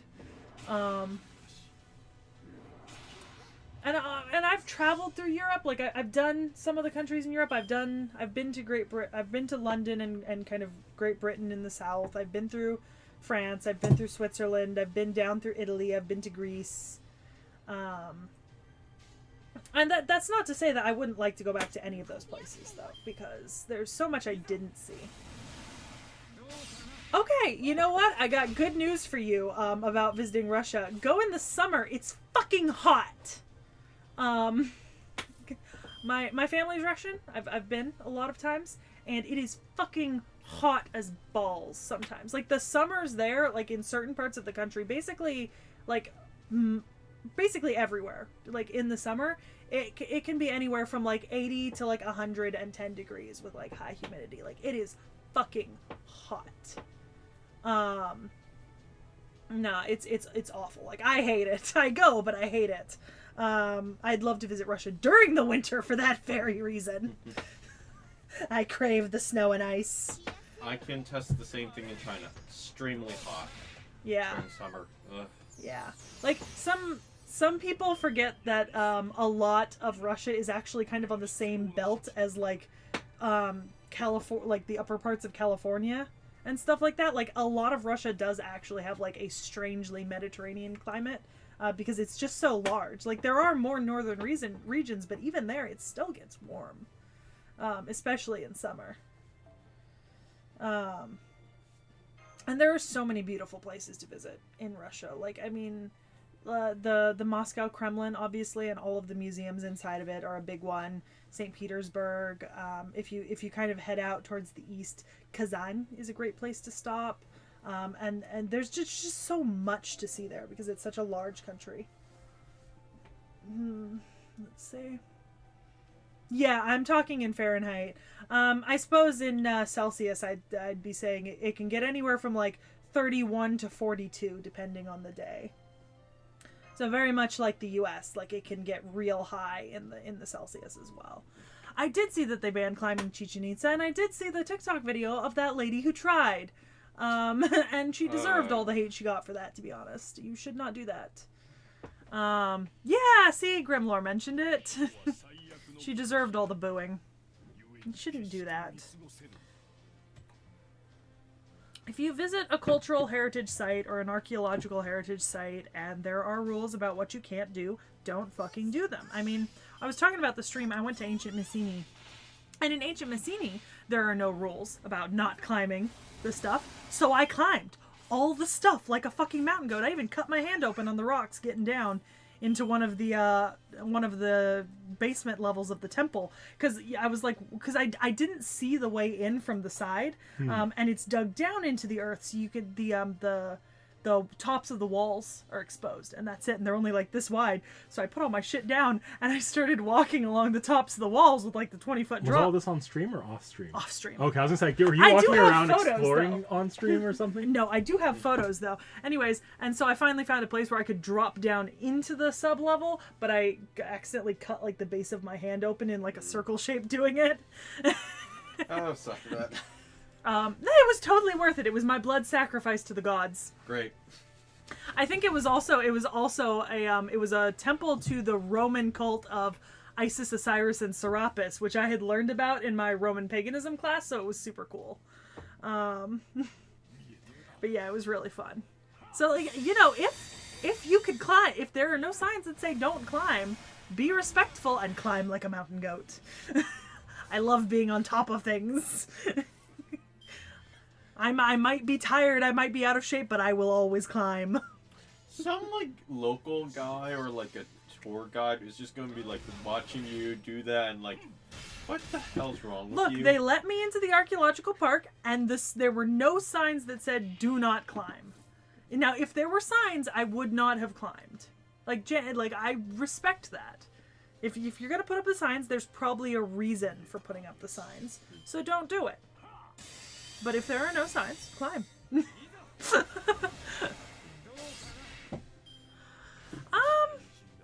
I don't know.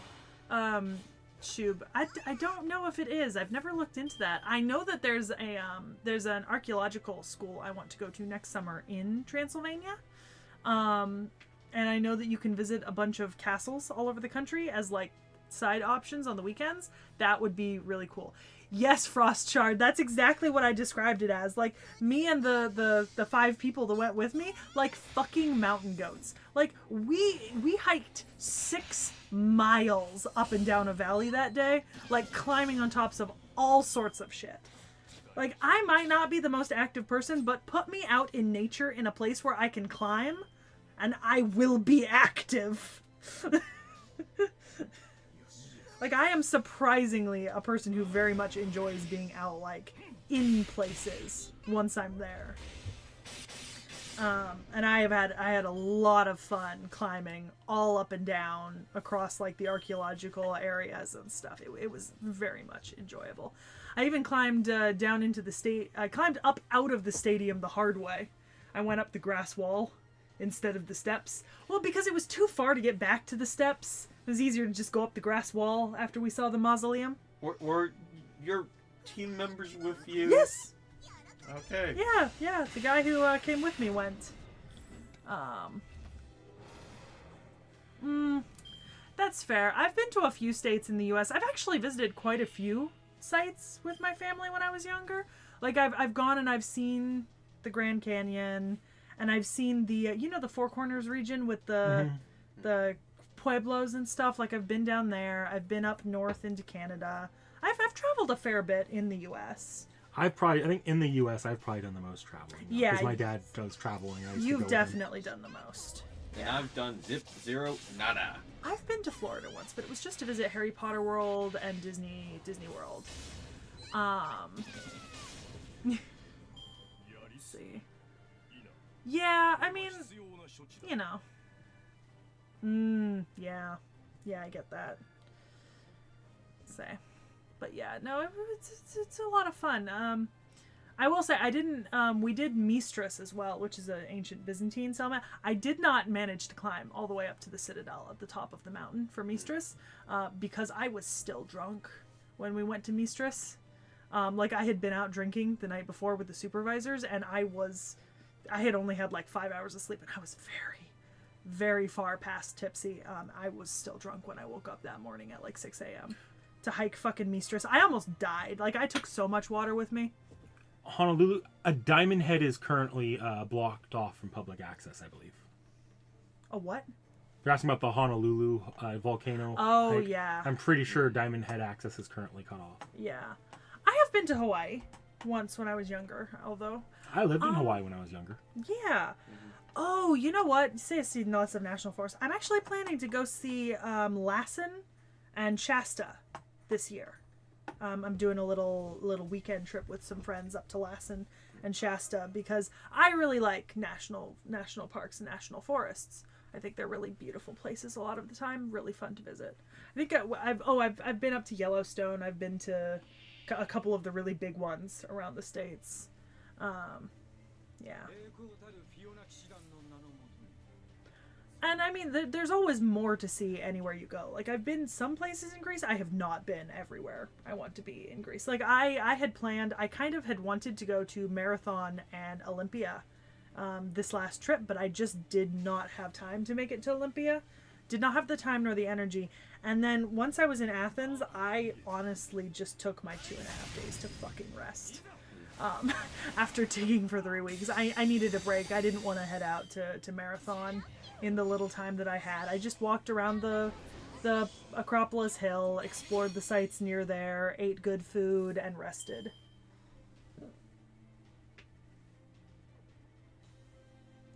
Let's see. Do people actually do? In Canada, I've been up to Calgary, and I've been to Vancouver in British Columbia, and up to the Sunshine Peninsula. And because there used to be like a little cabin that my dad had up there. It was super tiny, just like a couple wooden walls and some places to sleep. But we used to go up every summer. There's a lot to do in America besides theme parks. Yeah, there's a ton. I mean, first of all, we have so many national parks. Like, if you want your more, like, food experience, go to New York. New York's really good for food. I spent the whole 10 days I was there just having a food tour. It was fucking great. So New York is really nice. There's a lot of stuff you can do on the East Coast is colonial when it comes to historical stuff. You've got a ton of reenactment towns and actual digs you can go visit. Down in the South, you also have a fair amount of, like, there's some mission stuff, but in some places in the South, there's a lot of kind of tourist stuff kind of around the theming of you being in the South. Or, like, you go to Nashville because that's the fucking music capital of the U.S. You come out to the West Coast and you've got all sorts of stuff you can do here. Like, LA and San Fran are full of fun experiences that don't have to involve theme parks or anything. We also have amazing Chinatowns out here, and Koreatowns and stuff like that. There's also a shit ton of really good museums all around the country. Like, I have been to so many museums that I just enjoyed so much. I'd say Salem is a great thing to do. Yeah. Like, that's a huge thing you can do. I actually went with my parents one year. You know what we did? We went up and down the coast, Washington and Oregon, and just visited lighthouses. Up and down the coast. We visited the Tillamook factory. It was so much fun. Like, there is so much you can do. Hearst Castle, Winchester Mystery House. I think it's definitely America's fault, but I think there's a huge kind of commodification of American destinations in pop culture. Because it's so American pop culture so exposed, it's like you don't think about a lot of the stuff that's actually here. Yeah, like there's a fair amount of really interesting stuff. Or, like, fun fact, Sacramento, California is home to the oldest cemetery west of the Rockies that is still active. If you're a big fan of, like, trains and railroads, the Sacramento, California is a really great railroad museum. Yeah. There's a shit ton of gold mining stuff in California that you can still visit. Like, an ungodly amount. Like, old mines and stuff.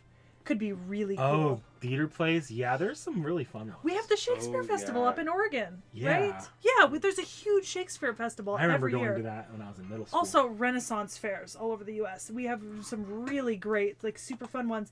And there's a couple places, I think, along the border between Canada and the U.S., there's a couple really big immersive experience fairs where you can go and be, like, on one side of the medieval battle, right? And they have, like, planned battles and stuff, and then there's, like, full-on, like, Renaissance experiences where you can, like, pay and go for a week, bring your own, like, plates and costume and create a character. Or hear me out here, you could go to every rainforest cafe in the country. Oh my god. Or what was the other video? Margaritaville. Yeah, every Margaritaville in the country.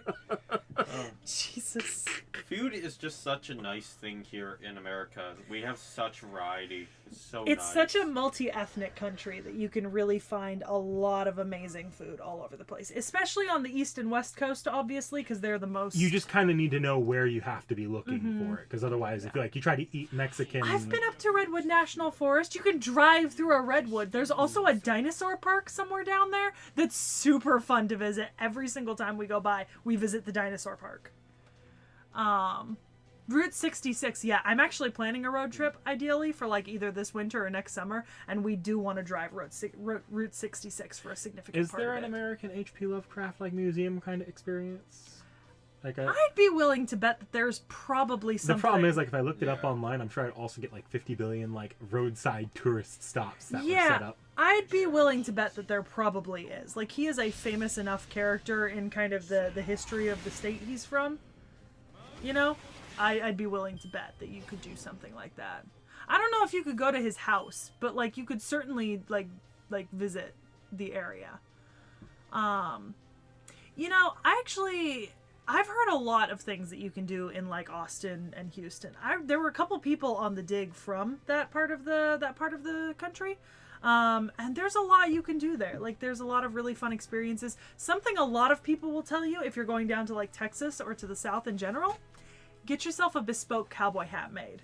Like, go to one of the people who will go right in front of you. They'll fit it to your head. You can tell them what you want it for, what you're using it for. They'll shape the brim for you. They'll find, like, the right ventilate. Like, it's super cool. One of the guys came to dig with one of those, wore it the whole 3 weeks. I swear to God, he was the most comfortable dude on dig.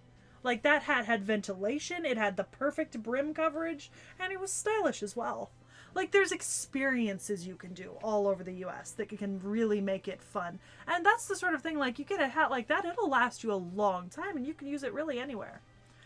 Yeah. The only problem with the U.S., with, like, if coming to the U.S. is it's so big. Like, you're not just going to come to the U.S. and do, like, New York and L.A. Yeah. And, like, Grand Canyon, that's like 3 different spots in the country. It's and it takes significant travel to get between each one of them. You really have to pick what area of the country you're going to be in, and then look for stuff to do in that area, unless you have the time to do like a road trip or something. Yeah. Yeah. Yeah. I was talking to a couple of the Europeans at the dig, and one of the things is that, like, it's almost, this is not how it works in reality, obviously, but every state in the U.S. is basically its own little country. Like, we are our own version of Europe and the EU, just instead of, like, Germany, Spain, Portugal, you've got California, New York, Texas, Idaho, Montana. I mean, and it's, if when you want to think about distance, you really need to think about it that way. Like, every state is basically its own little country in terms of things you can do, individual culture, like predominant food types, all sorts of stuff like that. Like, a lot of states really do have their own sort of culture and available things. And honestly, a good option is always national parks. Like, pick a national park and then do things near it and do things in it, because the national parks are beautiful. I've been to Yosemite and Yellowstone. I've been to Redwood. I think I've been to a couple others. And also, like, in majority of the United States, you will actually have to drive if you want to get to places. You're unless you are in New York, San Francisco, maybe a couple other cities, you're gonna have to drive. There's not really developed public transit outside of really big population centers. Yeah. So you're gonna have to drive, or if you're remaining localized in a population center, you'll probably be fine. Yeah. But if you want to go outside of it, you're going to have to be able to drive, rent a car, or have the funds to pay for Ubers. You're not going to be able to get from Austin to Houston easily. Mm-hmm. Yeah. I can remember all 50 states. I cannot remember the capitals, though. Yeah, we do have to learn them early on, but a lot of people forget them after that. I just have I have a head for geography. I also had to memorize all the countries in the world, and I still remember maybe 90% of them. The only ones I don't know by heart are Oceania. Yeah. I studied U.S. politics primarily in university. I don't remember all the U.S. states and capitals. I do. Not the capitals, though. That's also because I'm shit at geography, though. Yeah. It's a pretty big focus. And some of the interesting things is you get into conversations in university, and sometimes you find out that there are things that, like, one person experiences in their school that other people don't. Like, for example, in California, right, you have to do a mission project in elementary school. I didn't. Well, some people do. Yeah. A lot of people in California had to. Well, you weren't in for elementary school. What grade was it? Like 4th, 5th. Yeah, I was for California. Oh, okay. Well, a lot of schools in California will have you do, maybe not anymore, but when I was a kid, you had to do these mission projects that was based on the history of Spanish missions in California. But for example, kids from the West Coast don't do that because they don't have that same history of Spanish missions. What I had in 4th grade that I don't imagine a lot of people on the East Coast had was I had to play this, me and the entire class played this giant, like, class-wide game of the Oregon Trail, basically. I did that in 3rd grade. Yeah, well, we had, it was called Prairie Day, and we all dressed up and made little wagons that were like, go west or bust, and then we did, like, prairie-style stuff all day. I remember we had to do a play for that as well during 4th. And then we have, like, things like Living Museum, which was really fun.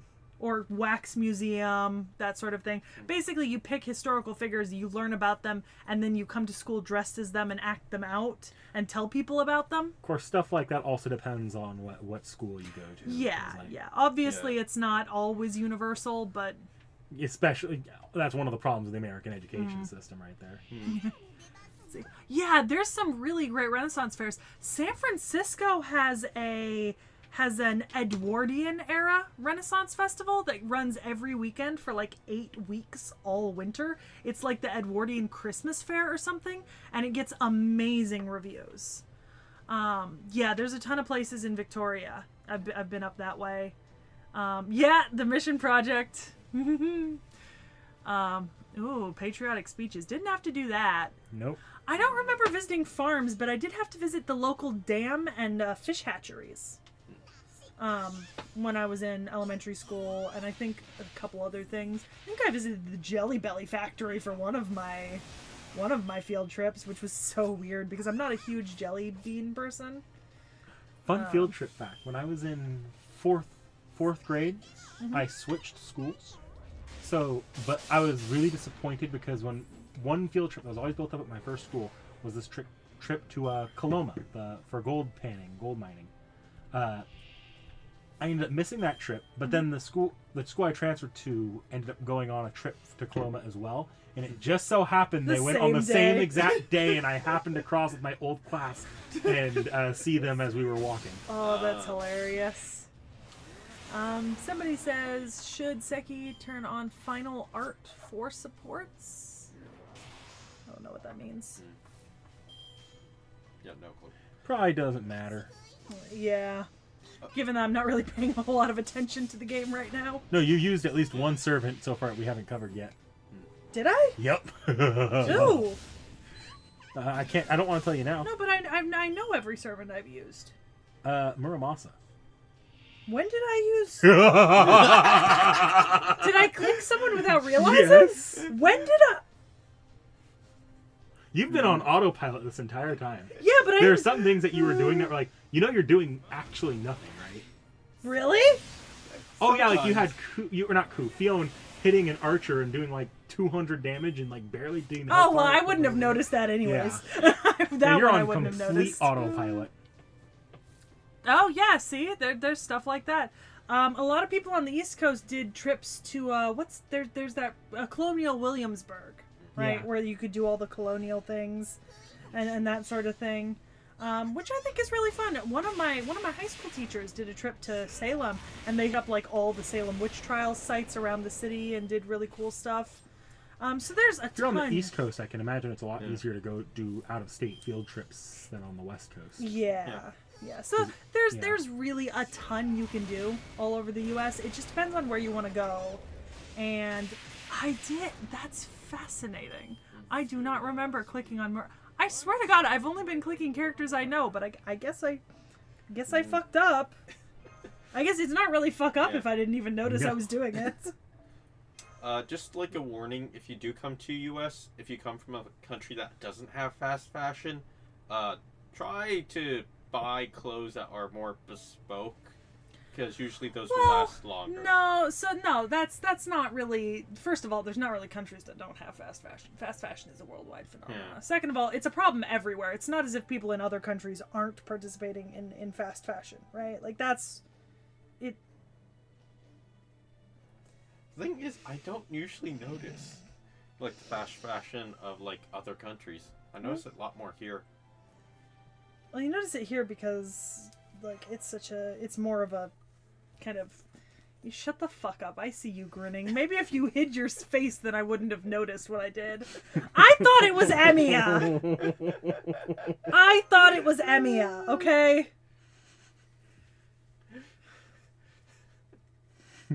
I thought it was Emiya. Oh, the secret's out. She now knows about Boomer Shiro. You can't blame me for that. You cannot blame me for using Muramasa in that situation when I thought it was fucking Emiya. Yeah, Grimlore, until Knick-Knack's inability to hide his facial expression from my side stopped me from doing that. I didn't know! Now I do. Do you want to explain them what fast fashion is? I don't think that's... Okay, so the fast fashion is more of a process than anything else. Basically, it's companies like T.H.E and stuff like that who basically produce clothing for like super cheap in typically Asian countries and sub-Saharan African ones, and basically pay their workers nothing, but there's a quick turnaround on it. So like you'll see like a celebrity wear something, and then the next day that a cheap knockoff version of that item's available on Shein for you to order for like $5, and it's gonna get to you, and the quality of it is shit, right? Like it's super cheap, and you know why it's super cheap, because it's not well put together. It's only going to last you a few wears, and it really aggravates the kind of cost to wear ratio where, like, if you buy, for example, I've got a pair of boots. I've owned them for over a decade, right? I maybe paid a couple €100 for them. They were from a really nice leather brand in Europe when I was younger, but I've worn them maybe 1,000 times since, like, constantly. I can still wear them. They still fit me. So my cost to wear is like, I bought these, but I wear them so constantly. As opposed to if I bought a pair of shoes for like $20 that were super uncomfortable and I never wear them, cost to wear is way up in comparison. So it's better, it's morally and better for the environment to buy clothes that are of good quality and you can wear for years and years and years, even if they are a little bit more expensive. But the problem with that, Vorn, is that's really on a are you able to basis. A lot of people can't afford to buy bespoke or more expensive pieces of clothing that are going to last longer. That investment in and of itself is out of some people's ability to purchase. Well, it's easier for larger brands in America to outcompete smaller ones, because as a smaller brand, how do you distribute across America? Exactly. Whereas the brands that do have the capability of doing that basically have a monopoly on that so clothing. it's not so much that come to America, don't buy fast fashion. That's not really something that you can say. Buy within your means. Buy within your means. If you have the ability to pay a little bit more for pieces that'll last longer and are more ethically sourced, then you should. But if you don't want to, that's fine. And if what is available to you is fast fashion, then you buy within your means. Don't... And never underestimate what you can find in a Goodwill. Yeah. Because, like, here's the thing. I have, like, a couple of items from, like, Shein and stuff that I've bought that are going to last me forever. Because they are actually quite well made. Sometimes you can find well made or sturdy or good quality things for cheap. It's not a foregone conclusion that is going to be bad. You just really need to think about what you're doing and what you're buying and what you're spending. So that can be interesting. All right. Let's see. I mean, I genuinely thought it was fucking I just thought it was Emiya. Yeah, Battle Pass clothes. Yeah. Yes, kind of like with shoes. I genuinely, that's one of the areas where because I love shoes. I buy so many sets of shoes. And for a long time, I used to buy really cheap shoes because I could buy a lot of cute shoes, but they don't last long. They break apart. And more, I have been trying to buy higher quality shoes at a higher price that will last me longer. Like I have several pairs of like nice shoes now that I know will last me for a very long time. And I'm sure Nick, Knack, and Vorn both understand that reference in shoes. Like, buy a good shoe that you can wear forever. I've got 2 pairs of shoes. One that I bought on discount at the Big Five, and a pair of flip-flops that I got from Costco. They can last me 2 or 3 years. Maybe not, Nick, Knack. I tear my shoes up pretty bad usually, so... Yeah, but you wear them a lot. Yeah. So. You see, like for example, I have 2 pairs of Oxford-style shoes. Had 2 pairs of Oxford-style shoes. One was Tamaris brand, and one is... they're basically saddle shoes, right? Made in leather from Eastland. They both... The saddle shoes cost about, I want to say $80. But they are my daily walker shoes. Like, they are so comfortable, and I have had them for... Oh god, probably at least 3 years now. I wear them constantly. When I need a comfortable pair of flat shoes, my saddle shoes. They go with everything. They're super comfy. You've seen me wear them constantly. Yeah. There's those white and black shoes. I can walk miles in them. They were a little bit more expensive, but I've not had to replace them yet. I did. The Tamaris I bought in 2021, and they were really thin. They were leather, but they were very thin and like very like comfortable. Like they fit me almost like a glove, like a fucking sock. It was wonderful. And I literally wore those until they broke apart, and it took a good 2 years for that to happen, and I was wearing them constantly during those 2 years. Like those gray style Tamara shoes that I was wearing constantly. I wore those everywhere. Yeah. My problem with shoes is that I think the vast majority of tennis shoe designs look like absolute shit. I see. I don't buy tennis shoes. Like I own maybe 2 pairs of tennis shoes, and I hate them both, but they're there because of necessity. I buy a lot of heels though, because I like to wear heels, and so I really have to watch out for comfortable shoes, because if I'm going to be wearing a 2-inch heel for 6 hours walking around campus, it needs to be a comfortable fucking heel. I mean, I don't know about you, but I go out of my way not to wear heels. Yeah, well, I don't think you could pull them off. See, I don't care if I look good in my shoes. If they are comfortable and I think they look cute, that's all I need. I don't know, maybe they'd raise my ass a little. No, I do have a lot of shoes, but I do try to be a little bit more careful about them being comfortable and wearable for long periods of time. I do still have a few pairs of shoes like left over from when I was like buying cheaper quality shoes in like high school that I just don't wear. See, we kind of have like... I'm sure you do. I will confirm that with my friend from Ohio. Shub. Heels do look like hell, but I think a lot of that is in learning. Heels can be very comfortable. Obviously, I don't wear stilettos. I don't wear things that are like thin-heeled. And a lot of the heels I wear have a lot of ankle support and padding in them, and they are very comfortable. Like, Vorn has seen me around campus. I do genuinely wear heels a lot. Remember that time you had Danny Boy wear your heels on a hike? They were so comfy. Yeah. I just kept slipping in them. I have this pair of like platform metal-toed Mary Janes. They are so comfortable because the entire platform is like foam, so they absorb like all impact. I did switch shoes with Danny because it was I kept slipping coming down the hill in them because we weren't planning on hiking. We showed up and we started hiking, and I was in 4-inch platforms. Being fair, and this is partially you. We saw a beautiful looking place that we could hike to and decide we were going to hike. I did. Yes. I was the person who decided we were going to hike. You know what? I think that's up to the person who is wearing them. I grew up skating, like figure skating. And figure skating boots have a heel built into them. And so from a very, very young age, I got used to wearing heeled shoes. And so for me, a heel is quite comfortable if I have the right type of heel. I do have a lot of shoes that are very comfortable for me to walk in, even though they are heels. I certainly have heels that are uncomfortable, though. I've got like 2 or 3 pairs that I would honestly rather stab myself through the heart with than wear. Sandals are the pinnacle of comfortable.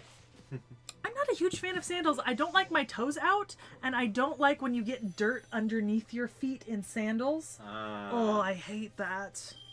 Yeah, no, for me, it's more of foot protection.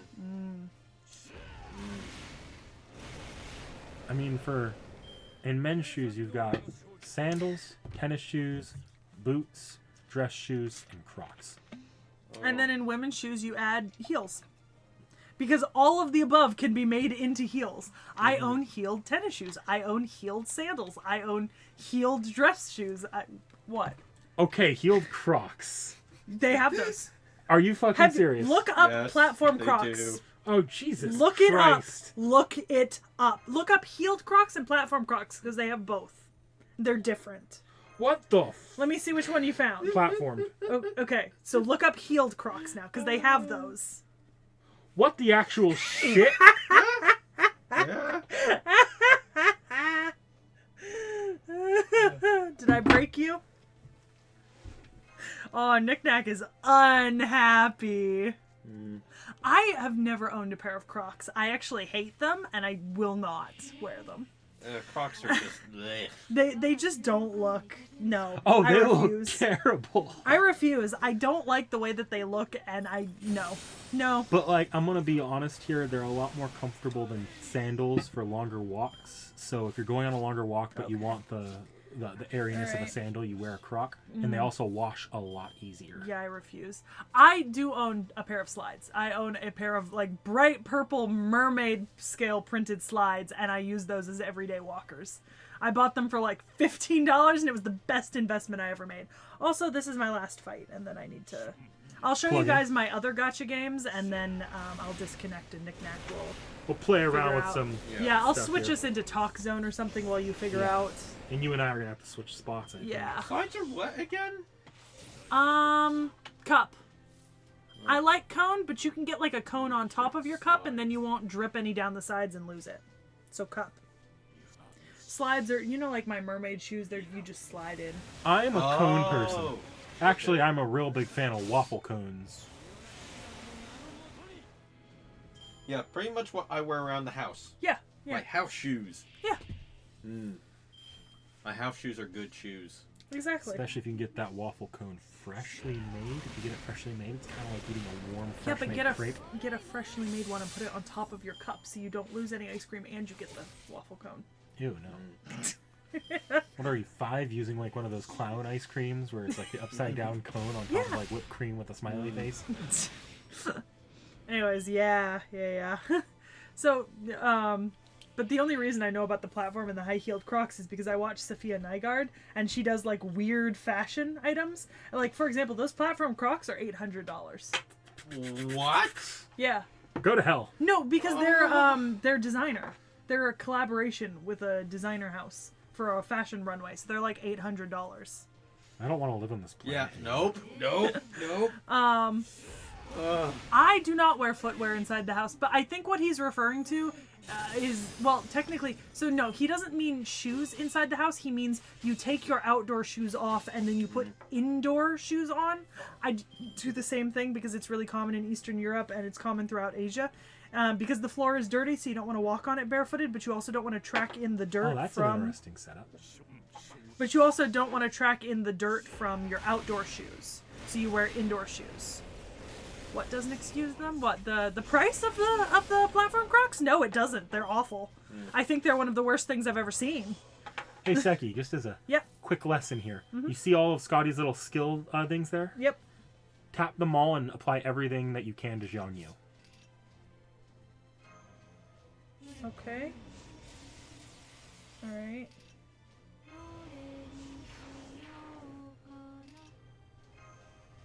Now drop his NP. Oh, his NP's ready? Yep. Is it that thing? Nope, that's a Nope. skill. Go to attacks. Where do I go? The cards? What oh. Yeah. What cards? Hit attack. Yeah. Up Top. at the top. Oh. There you go. That's going to now do a lot more damage because Scotty's actually a really good support for Jiangyu. Oh, okay. Make horseman strength. Yeah, house slides exist for a reason. Yeah, platform Crocs. Yep. Yeah. Yeah, look at Sophia Nygaard's video. She wears them. They're awful. They're like $800. What's like the average? Oh, yeah, okay. I mean, I get that, but like, see, I go barefoot inside my house most of the time. But I think in this game, but like house shoes are kept for just in the house, right? You don't wear them outside, and it's like slides. You just slide. Honestly, the ones that we use in Russia are more like slippers. Yeah, Like slippers. or slippers, slides, slippers. Yeah. Nobody here is a heathen wearing, like, going out into the, like, out Yeah. and about and then wearing the shoes around the house. Yeah. now- Yeah. You have your outdoor ones, you have your backdoor ones, and then you have your in-house ones. Yeah. All right. Let me finish this. I'll go accept some more friend requests. You grab some of the free mission Yeah, stuff as I'll well, just grab because that some of that stuff. might be limited time. Yeah, I'll grab that stuff. no, I've none of them are. I just switched to slides for my indoor because I found that. You found the croc heels. I told you they existed. Yeah, I just find that like I tear up slippers too much, unfortunately. So I just Okay. You can switched get to 3 more. slides. All Okay, right. so before... Yeah, there. That's probably the best one.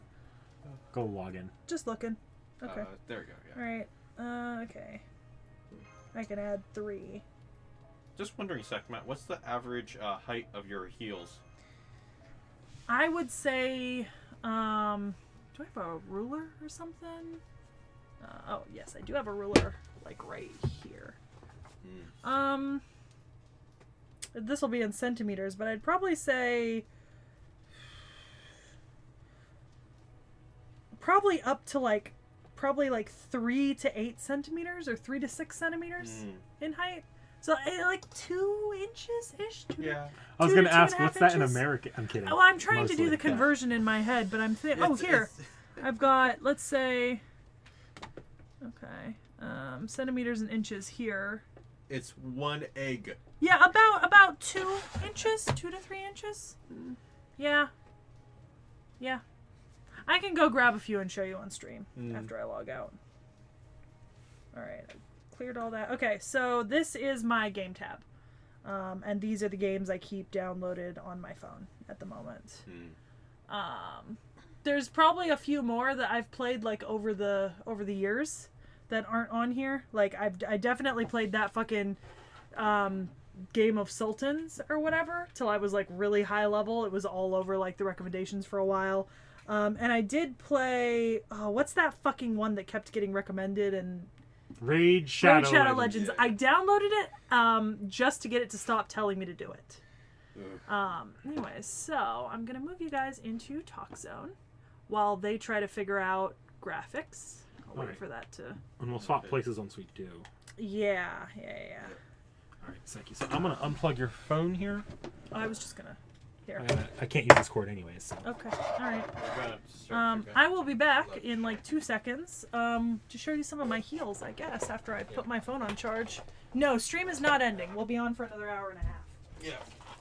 We're just we're doing technical stuff. All right, Vorn, can you unplug the pink cable from the big monitor? Yep.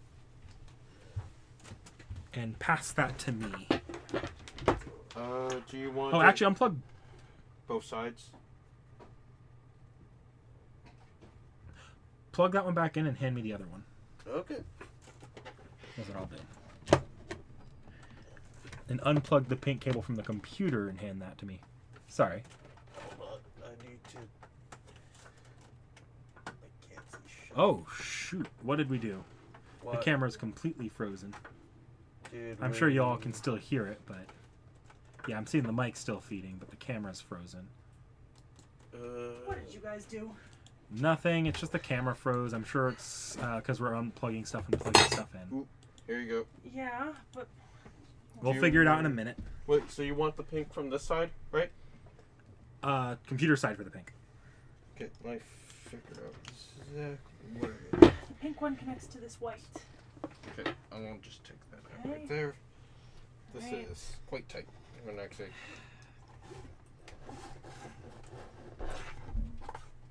There you go. Donka. I want to play show and tell for a second before you start. With them once the camera's working again. Sure. I'm gonna move this chair on over. Although you're going to have to figure out how to get the camera working again. Assuming it's still plugged in, let me do this. This is going to do the wrong thing. But if I switch back here, there we go. Okay. It's just a refresh thing. Alright, so we're going to run a quick show and tell. Do we have any USB ports I can reach with this tiny ass cable? If not, it's fine. I have enough battery, but... Maybe, but I'll get to it in a second. USB is. Scooch out for now, let me- Oh, I'm not gonna fit. Look at this tiny ass thing. Yeah, no, I might have one for you. Okay, so I've got some of my most commonly used shoes. So I hope you guys can all see this, but these are my saddle shoes. Daily walkers. I wear these literally everywhere. They're so fucking comfy. They are very scuffed. I really need to clean them. I haven't cleaned them recently. I'd probably clean them less than I should. So I love these. And then in terms of heels, because I know Vorn has seen me wear some of these specific ones, but I actually own these in like 3 or 4 different colors. Yeah, I've seen you wear those. I think I have them in yellow, blue, green, and red. I wear them a lot because I have outfits that go with every single one of them.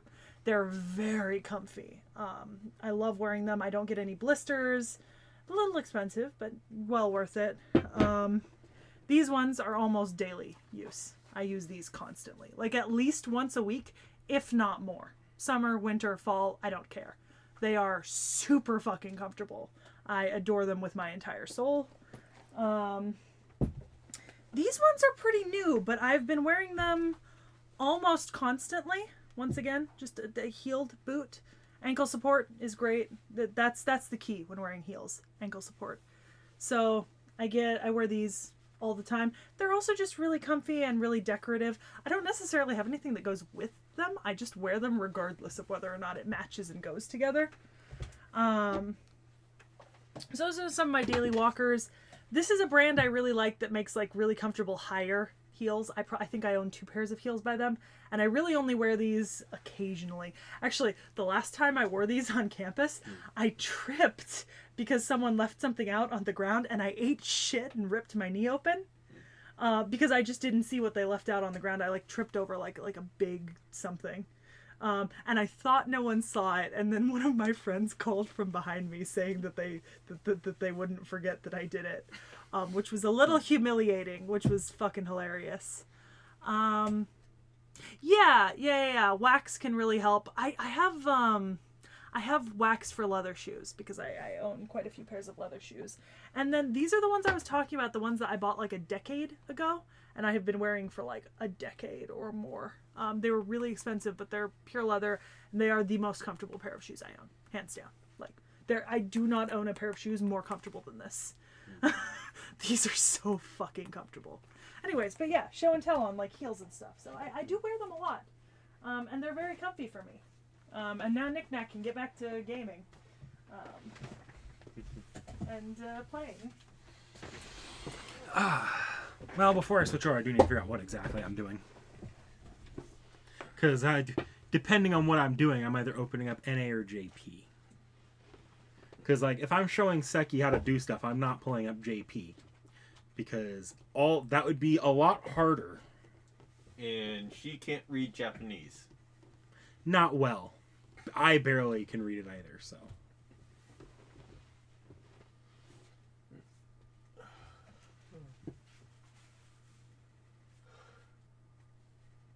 Stop trying to look like the goddamn Bond villain now. Both at the same time. I wish. I don't have a second device here. I probably could rig something up if I had a second device and a second capture card and have both running at the same time and like optimally grinding.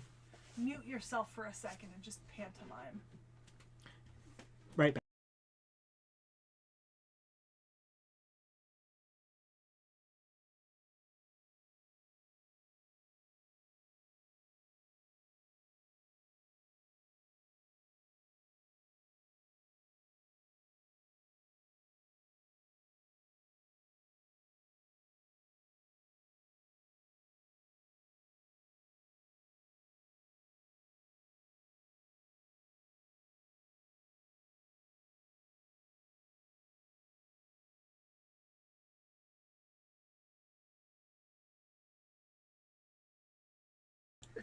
Yeah, we knew we were still muted. Yeah. That was by design. It was deliberate. I requested. All right, Sekhie, so what am I doing? Am I showing you how to play FGO, or am I just going to be playing FGO? Because if I'm just playing FGO, I'm running JP. If I'm showing you how to play FGO, I have to run NA because you're not trying to... Just go ahead and play. Okay. I'll sit down for a better how-to, you know? That's actually a good one. Have Sekhie record a whole FGO session and then have you react to it and critique it. That would actually be hilarious. I mean, I could do that, but I feel like I'd be being especially mean knowing explicitly that she doesn't know shit about playing it. That's entirely fair. Oh, I'm not showing up there. Can you switch Vorn, can you switch over the display there? Just because I'm not feeding there, and the capture device isn't feeding audio, which might just be because I'm running Apple. Let's see. Knick Knack, it might be easier for you to do it, because you can reach better, but there's a button on the... Oh. Okay, move the button left for input, and then switch it to the other HDMI. There's your no signal. There we go. There we go. Yeah. At least I hope we're not still muted at this point. I'm going to mute the capture card feed because it's coming through there much louder. Oh, yes. Yeah. It really is. Alright. Maybe I can lower the volume on... No, it's just going to come in much louder. Okay. I mean, you can lower the volume manually on that monitor, but it'll take you a second, so it might not be worth it. Is it coming in all right with you guys? Well, they'll say in a second. Yeah. I will check myself. So I got a lot farther in Avalon the Fae than I thought I was gonna get. Yesterday I managed to get all the way up to section 25, so we'll see how far I go today. Okay, if anything comes in a little awful, let me know. Mm-hmm. Yeah. Good. Yep, that's good. Okay, that's good. Okay, you guys can still see her. I was like, Sekhie and Vorn are still here. Yep. Yeah, we here in the back. Just taking a break. Oh boy, I can't remember what this is. Is this something I can grind? No. Not easily. Oh yeah, I can look at the list now. Yeah, you can look at the list now. Oh yeah, hold on. Speaking up while I'm here.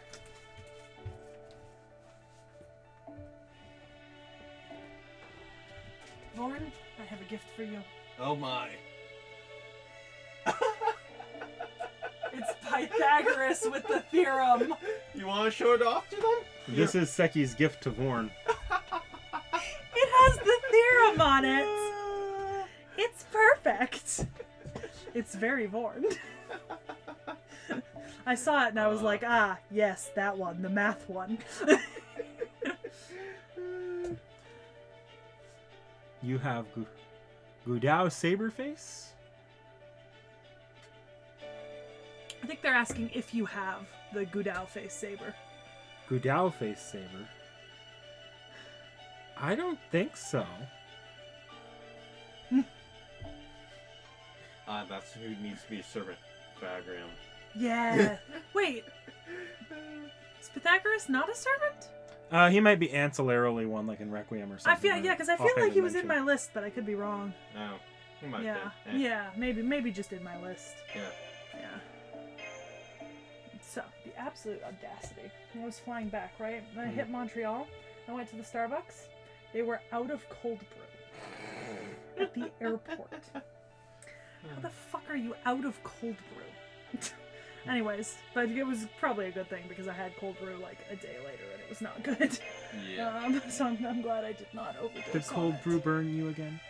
I mean, it's not very good. I mean, to be fair, I always knew Starbucks coffee wasn't great, but like, it becomes a whole lot worse when you spend 3 weeks drinking like really good Greek coffee. You know, when you have the craving for coffee. Cold brew suddenly seems incredibly unappealing and disgusting. And also way overpriced. Although, I would kill for a Freddo cappuccino or Freddo espresso. It's a way that they make cappuccinos and stuff in Italy and in Greece. And it involves chocolate powder and Bailey's Irish cream at any time of day. Which I did not know till the second time I ordered it at 7 a.m. in the morning and saw them pouring Bailey's into the blender. No, I do not have Charlemagne. So This account. delicious. I have some really great servants on this account. I don't have that many servants on this account. Draco! Yes. I love Draco. Draco, Tamamo, and Castoria? Yep. Actually, should we have the volume this loud?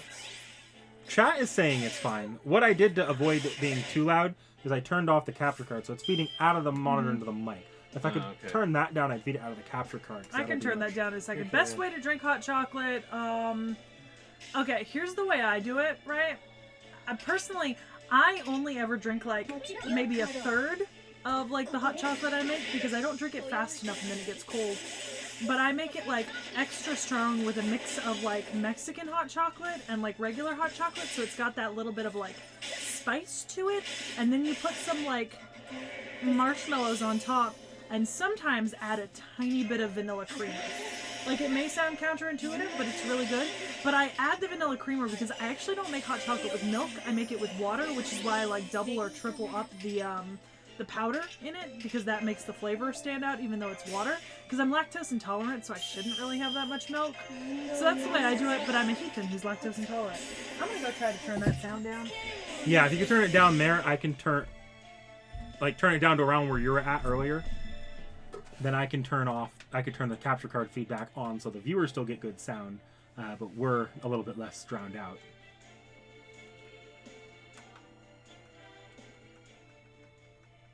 How's that?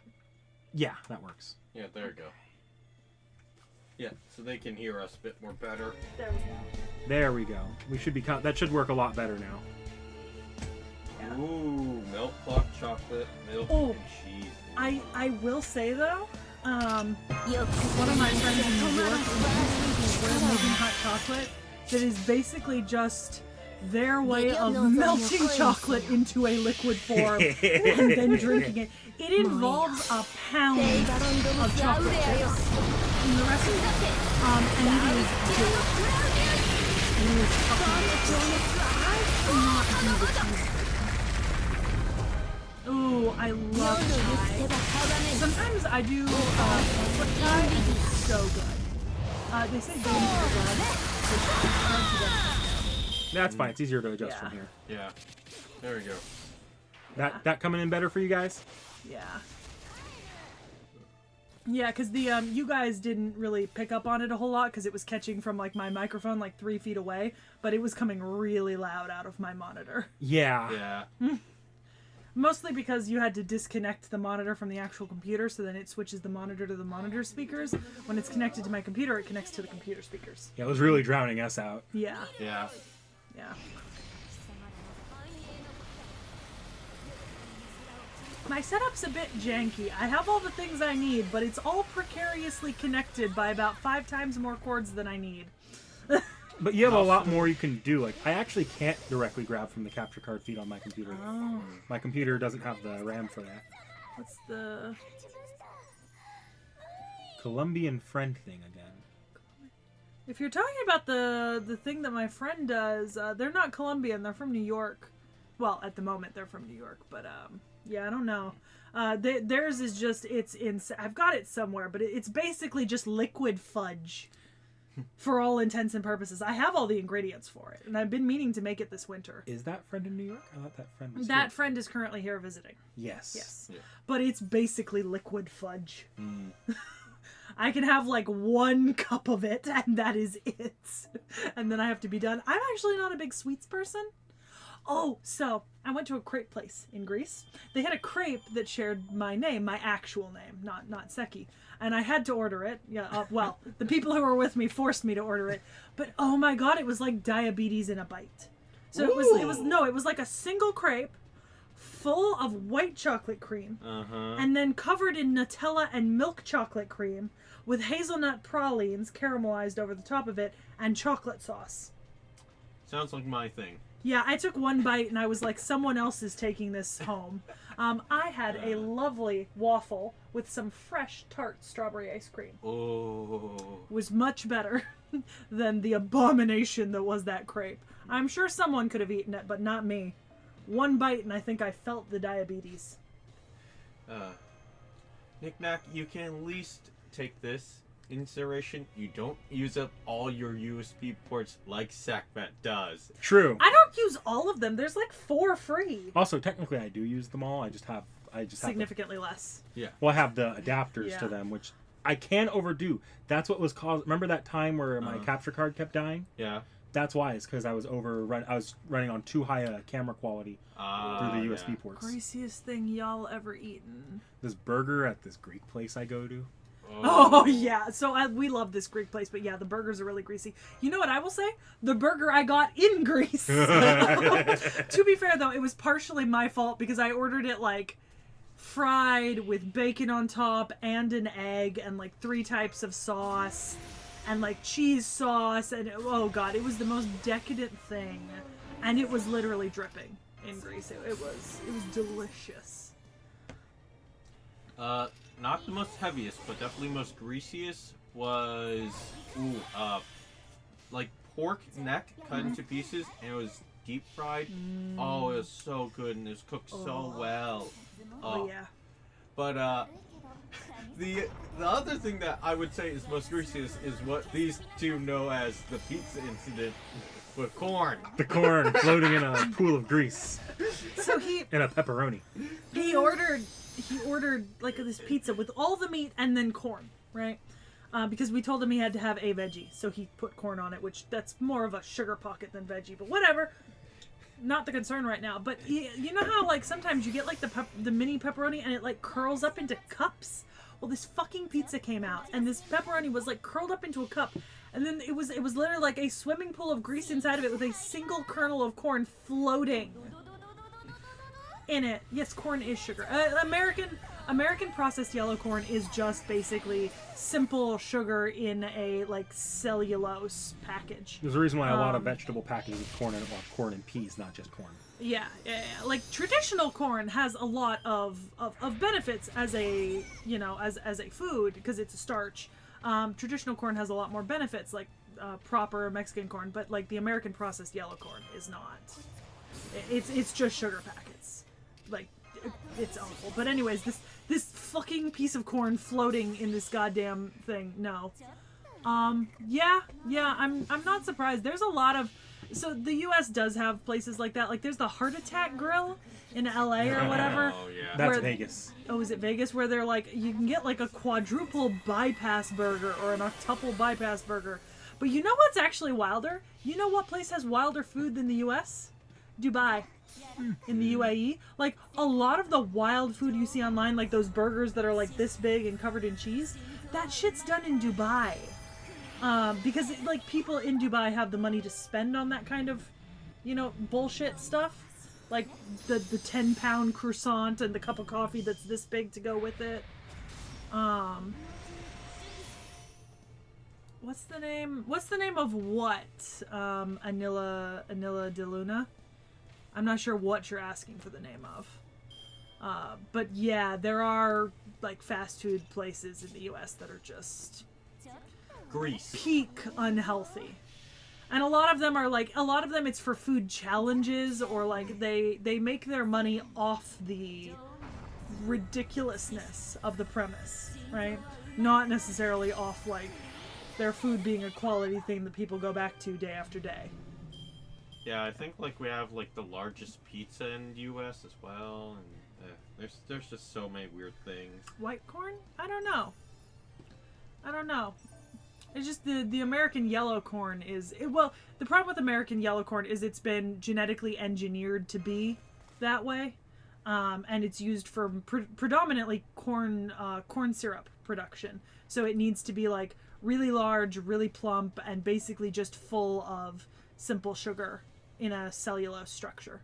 That's why it's one of the most unhealthy starches that you can eat. Like there's people say like eat corn on the cob to get your vitamins and nutrients in. You're not going to get that from American corn.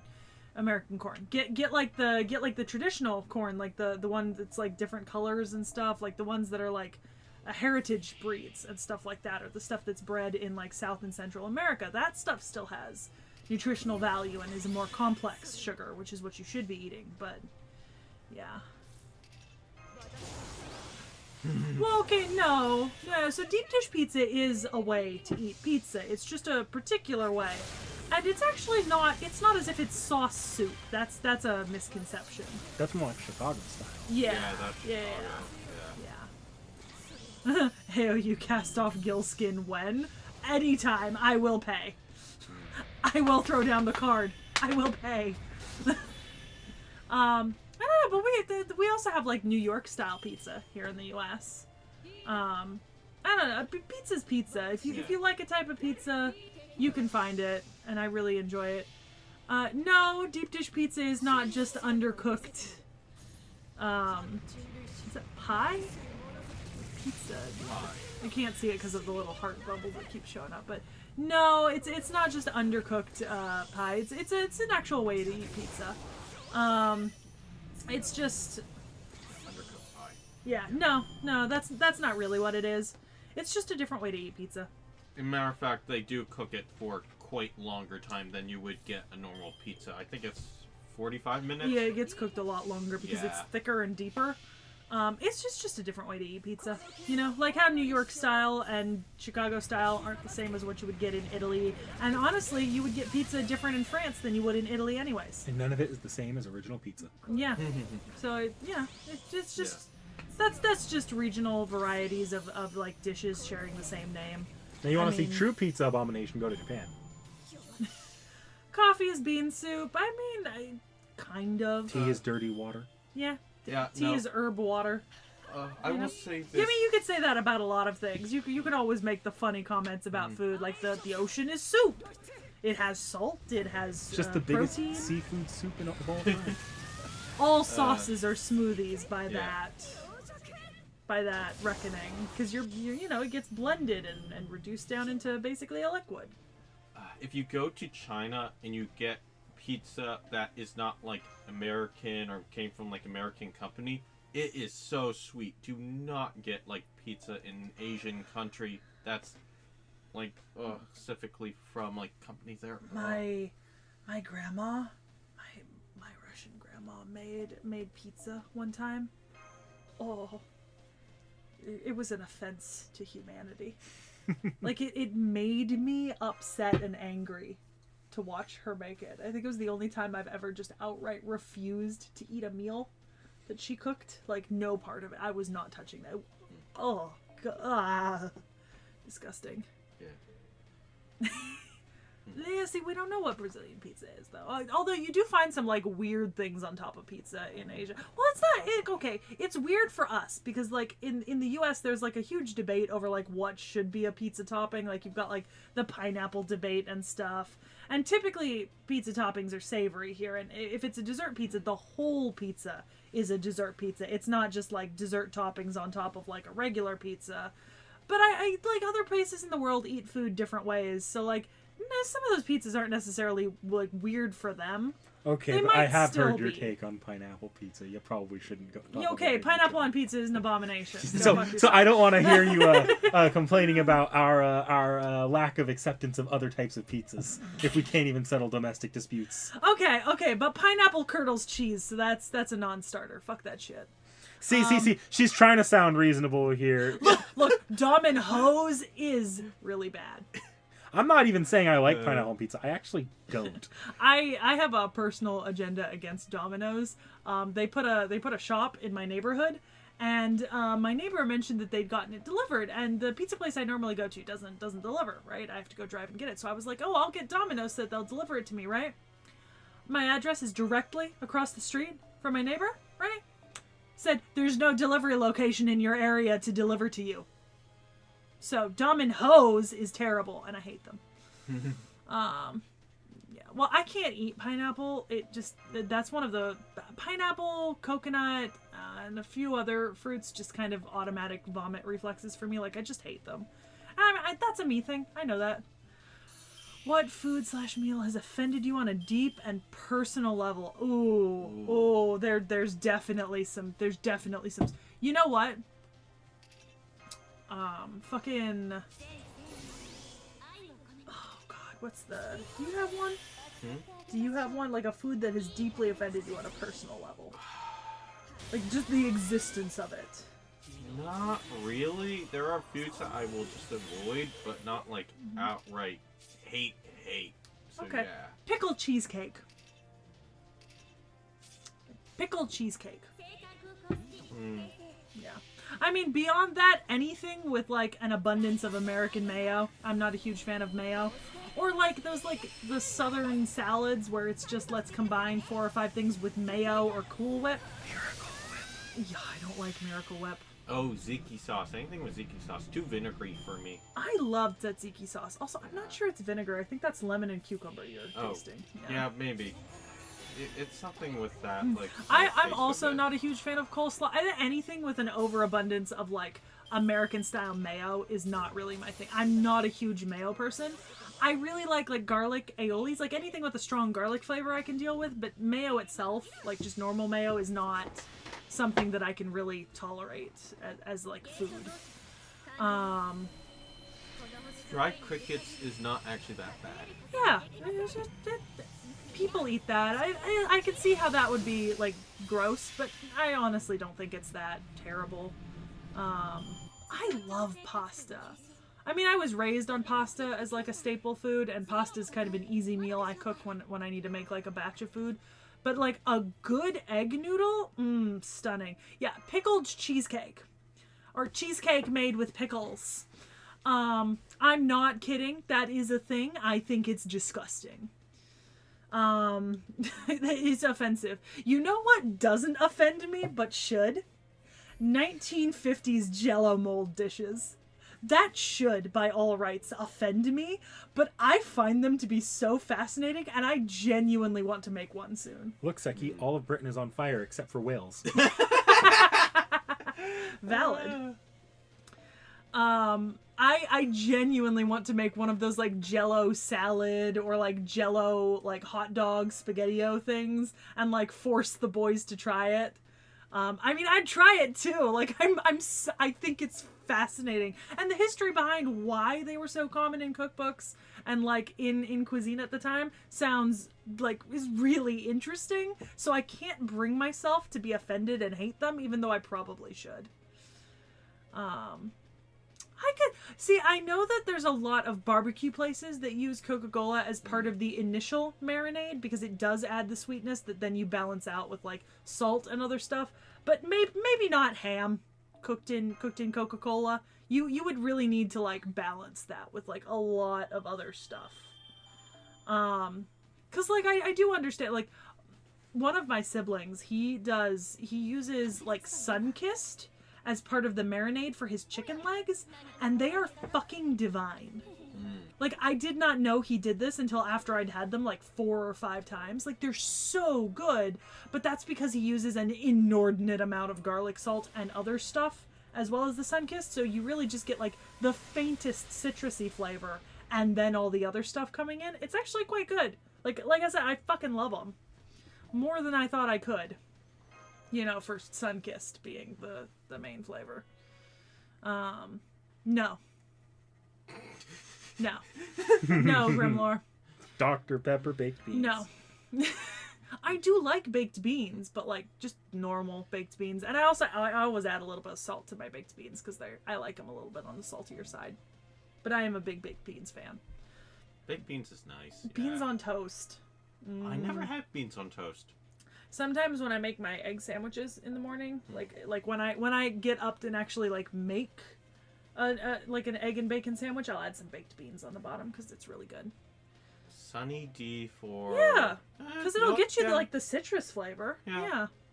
I could see that. That makes sense. Like I have experience with something similar to that, so that makes sense. It does sound really good right now. I'm starting to get hungry. Poor Knick-Knack. Don't worry, Knick-Knack. We will.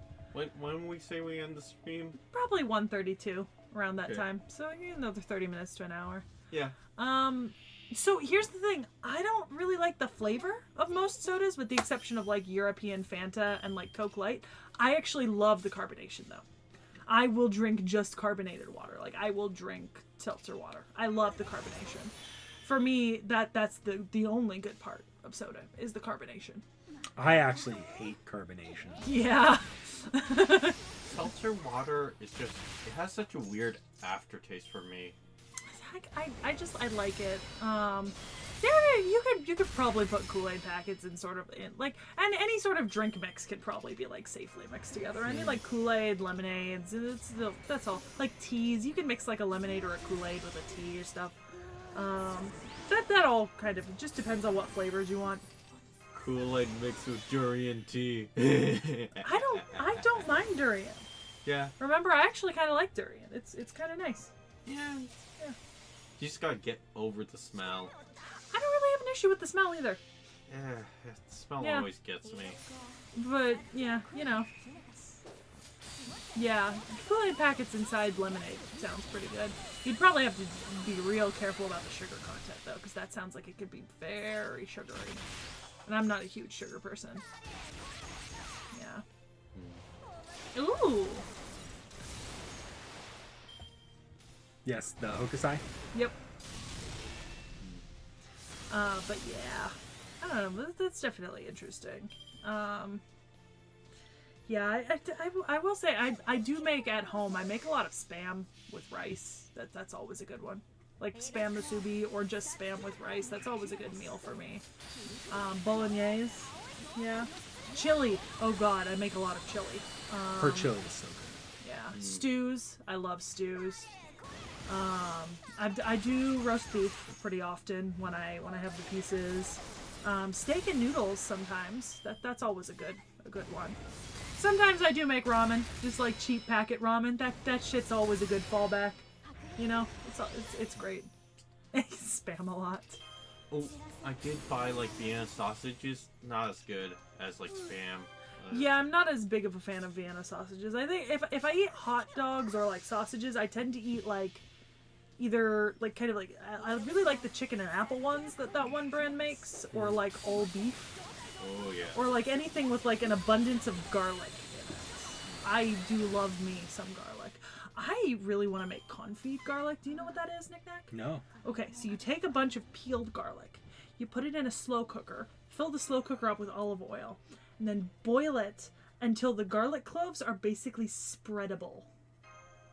The oil is garlicky, and then you can literally scoop the clove out and spread it onto bread. It's so good.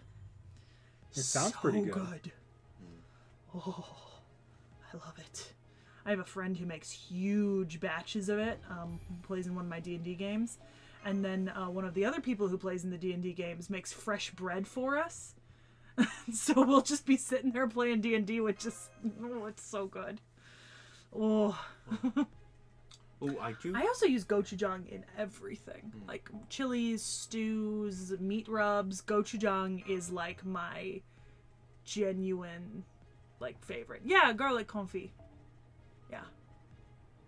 I do find if you do put pineapple in any sausage, it just turns into like very sugary dessert kind of sausages. Just so weird. I hate pineapple so much. I truly hate pineapple. Will not put it in anything.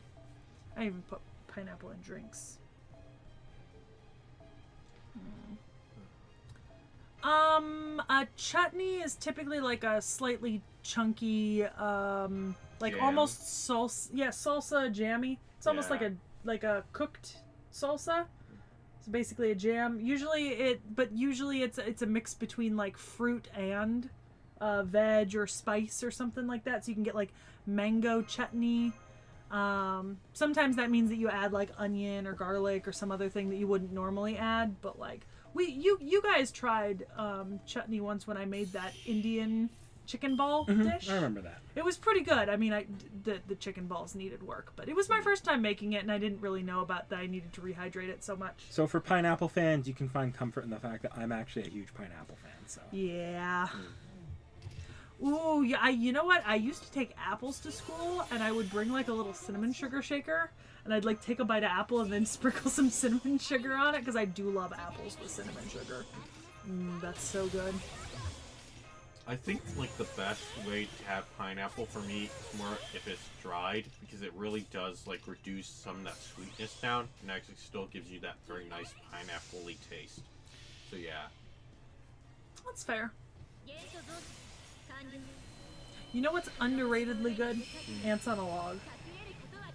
I don't know. I feel like the fact that every second grader in the world eats it makes it just rated enough. Yeah, but we all collectively forget about it once we hit like middle school and we no longer eat it. It's so fucking good. I had it again recently. Like I made it again recently, and I was like, why the fuck did I stop eating this? It's delicious.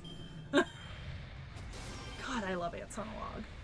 For those of you that maybe have never heard of that, you take like a celery stalk and you put a little peanut butter in it, and then you put some raisins on the top. Oof, it's so good. I never had that. I know it is. I just never had. I could see chutney on fucking pancakes. Ooh, there's this Korean. I make Korean pancakes sometimes with jam on the inside. It's like this really sticky dough. You put the jam on the inside and then you flatten it and fry it.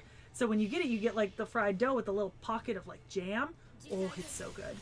I'm personally a big fan of like with pancakes. I don't really do like syrup or like chocolate sauce, but I really like with pancakes or crepes, cream and fruit. Like fresh whipped cream and fruit, or whipped cream and fruit. Because I just think that fruit is the best accompaniment in any sort of dessert situation. Like I will always go for a fruit dessert over a different type of dessert, personally. I mean, I prefer fruit desserts as well. So Yeah. Yeah. well, not universally. I do actually. If I'm like looking at milkshakes, I tend to prefer cream-based milkshakes more than fruit-based ones. See, I don't really go for milkshakes. Like if I'm looking at a dessert, I'm looking at like a fruit tart or a fruit cake or like fruit with cream, you know.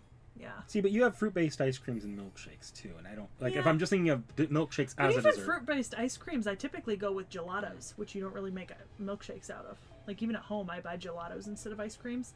Mostly because gelato also has a lower fat content on the dairy that goes into it, which makes it less bad for my lactose intolerance. I also they tend to have, like, sharper, more natural tastes. And they're less sweet, and I love that.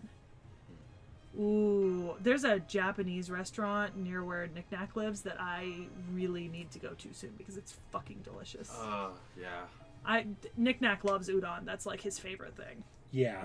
I'm a big fan of like tonkatsu and Japanese curry and agedashi tofu. Like, those are my high points in Japanese food. But I do love me a good ramen or udon. Udon is just such a nostalgic dish for me. Yeah. Katsudon for me. So dosa is then similar to crepes. Yeah.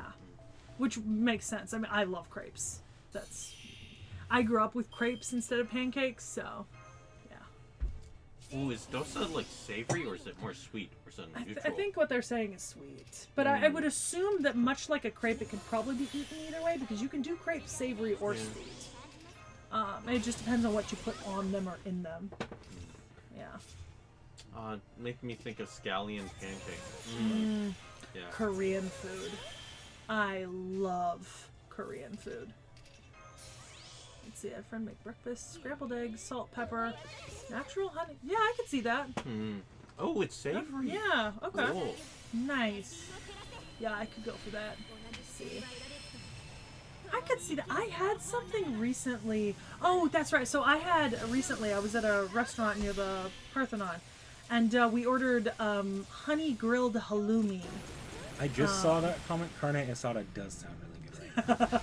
We ordered honey grilled halloumi on pita bread, and it was divine because halloumi is a little bit more of a savory cheese, and it doesn't melt. It maintains its form, but like the grill lines with the honey just made it super, super fucking good. Like, I ate almost the entire plate on my own, and it was well worth it. It was so good. So definitely trying that, like, here at home. For sure. I feel like I always feel like I need to grill more, but we just don't have like great grilling equipment at my place, so I don't do a whole lot of grilling. We had grilling equipment for a bit at my place. Yeah, I do a lot of pan frying and oven baking and like long slow cooks because that's just what I have the space and equipment for. My fucking Dutch oven gets the most workout. Ooh, yeah. I'm a big fan of biryani personally when I eat Indian food, but I do love a good curry occasionally. I love this. I love the spices in Indian food. I often take those same spices and add them to like other types of food because like we like make the joke I don't season like a white person because there's the memes online about like seasoning like a white person. I fully believe that you should buy all of the spices and use them regardless of what you're cooking. If the spice works, use it. So I keep a ton of spices in the house. Well, they're seasoning like a white person and they're seasoning like Realm. Oh no, we don't talk about Realm's cooking. Oh god, the vegetable soup still scars me. Ooh, no. Let's see. Yeah, what I usually make is, I made for them, like, steaks before. I made them, leg lamb. You're a lot more of a carnivore than I am these days. I used to eat a lot more meat in my diet, and I've largely, like, much, decreased my intake of, like, meat. But you eat a lot of meat still. Oh, yeah. Yeah, I'm a big meat person, too. Yeah, I don't eat as much meat these days. I mean, I still eat it. Like, I'm not going to give up meat, but it's just not necessarily the biggest thing in my diet. I eat a lot of other stuff. I also eat a lot of tofu because I love tofu. I think tofu is mid. Yeah, cook it properly. I've had tofu made like 30 different ways, including ways you like and from places you like. Yeah, I know you're not a tofu fan. It's not that I hate it; it's just kind of bland to me. That's fair. I could really go for Taco Bell right now, not gonna lie. Not because it's good. No, Taco Bell is bad, but like I haven't had it in like 2 months. And every so often, eat some Taco Bell. It's not good, but it's so good. Ooh, I like smoked meats. I really do. Yeah, smoked is nice. Oh, the other day I went for one of my parents' birthdays. I went to this like really high end what was it? It's this really high end like Brazilian steakhouse, and like they bring in all these different like meats and a whole. Yeah, no, smoked salmon is hands down one of my favorite proteins. Ooh, you know what was available when we went drinking in Greece? They do these meat mountains for like 2, 4, 6, and 8 people, right? Where they just bring out like a big plate and like a mountain of just different types of meat on it. They don't really tell you what the types of meat are. It's just a mountain of meat, and I love it. Ooh, mahi-mahi. I think personally one of my favorite foods, like for the last like couple of years ongoing, has been poke. Like I genuinely love poke so much. I will pick it over almost any other meal every single time. Like I am so excited to go get poke. Now that I'm back from Greece, because there was like one place in Athens and it was closed the 2 days I was there. So I have not had it in like a month, and I am missing it deeply. Knick-Knack's not a fan, but I think Vorn, are you a poke fan? Is it just me and Realm? Because I know Realm likes it. It's just you. Realm likes it, and a lot of my other friends like it, but they're not big fans of it. Yeah, I don't do raw fish. Yeah. And Knick-Knack doesn't really do fish a whole lot, or seafood. No, I'm not a big fish person. I can do some seafood, but I don't really. Yeah. It's entirely fair. But yeah. I am a big fish and seafood person, I like need to personally. check the dates, Phil. Sometime while you guys are down here, there's an all-you-can-eat Mongolian barbecue place on certain days of the week. There's like 4 of them down here. Is it all you can eat? I don't know, but I know there's a ton of Mongolian barbecue places near me. Yeah, near me there's one that on specific days of the week it'll go all you can eat, which. I said the first thing I want to eat near your place is that Japanese place. The portion sizes are to die for. Not that I'm gonna be able to finish it. Yeah, Shub, I get that. In the U.S., we have a bit of a weird thing right now where meat is often less expensive than vegetables, so it can be cheaper to eat a more meat-heavy diet, especially if you're buying like ground beef or cheap cuts. I've officially hit the point in the chapter where I'm cutting myself off, because that's next stream. I don't know, Trey. I like sushi. It is not my favorite, but it's not my favorite because in the US, a lot of sushi places tend to go really, really heavy on the rice wine vinegar, and that's not my favorite flavor, and sometimes it's so overpowering that you can't really taste the fish. Yeah. But I had nigiri when I was in Athens, and it was delicious. I could tell that there was rice wine vinegar, but it was so subtle that I could still taste the fish and everything else, and it was really, really good. So for me, sushi is a great idea, but it's the concentration of rice wine vinegar. Poke doesn't have the rice wine vinegar, but I still get the raw fish and sauces and other stuff, so it's great for me. Yeah, the vinegar always gets to me in sushi. Oh god, I made the mistake. I tried to make sushi once at home, and I was using rice wine vinegar, and I opened it up, and I don't think the smell came out of the kitchen for like 3 days. Ooh. That bottle is still like sitting at like the back of the fucking shelf for like the last like 6 years. Oh. Well, I'm not gonna use it. It stunk my kitchen. Well, it's probably Knick-Knack gone stunk bad it. by now. Yeah, I actually might have thrown it away when I cleaned right before I left for Greece because I did some cleaning. Oh, I love eel sauce. Yeah. Eel sauce. Yeah. I keep eel sauce for. I actually use it with my spam musubi sometimes instead of other sauces. It's a little bit like sweet salty, so sometimes I add other stuff to it to kind of balance it out. But yeah. I don't remember ever eating eel sauce unless we eat it at the Japanese place. So yeah. Yeah. Yeah, that's fair. Yeah, usually the good thing about eating at sushi places in the U.S. is usually if it's a sushi place, it has ramen and udon and bento boxes and other stuff. So we can all go and we can all get different things and still enjoy our meals. What's everyone's favorite holiday? Ooh. I'm a big Christmas person. I kind of like New Year's. Thanksgiving. Lot of food. That's fair.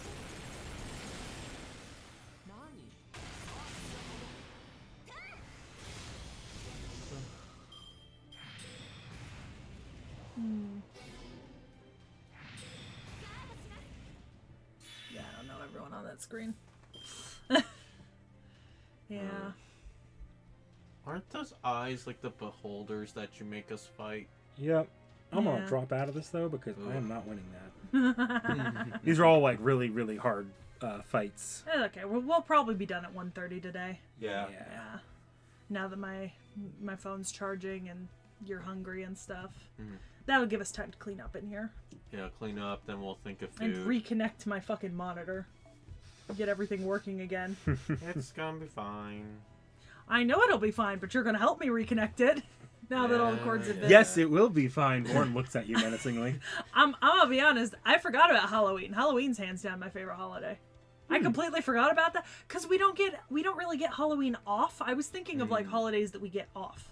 Halloween is not a guaranteed like day off in the US. It's just something you do like after whatever you're doing for the day. Like if you have school or work or whatever, you still have to do those things. As opposed to like Thanksgiving or New Year's or Christmas where you actually get time off for like a state holiday. Yeah. Thoughts on kombucha? No. Never had Absolutely not. I've had it, will not.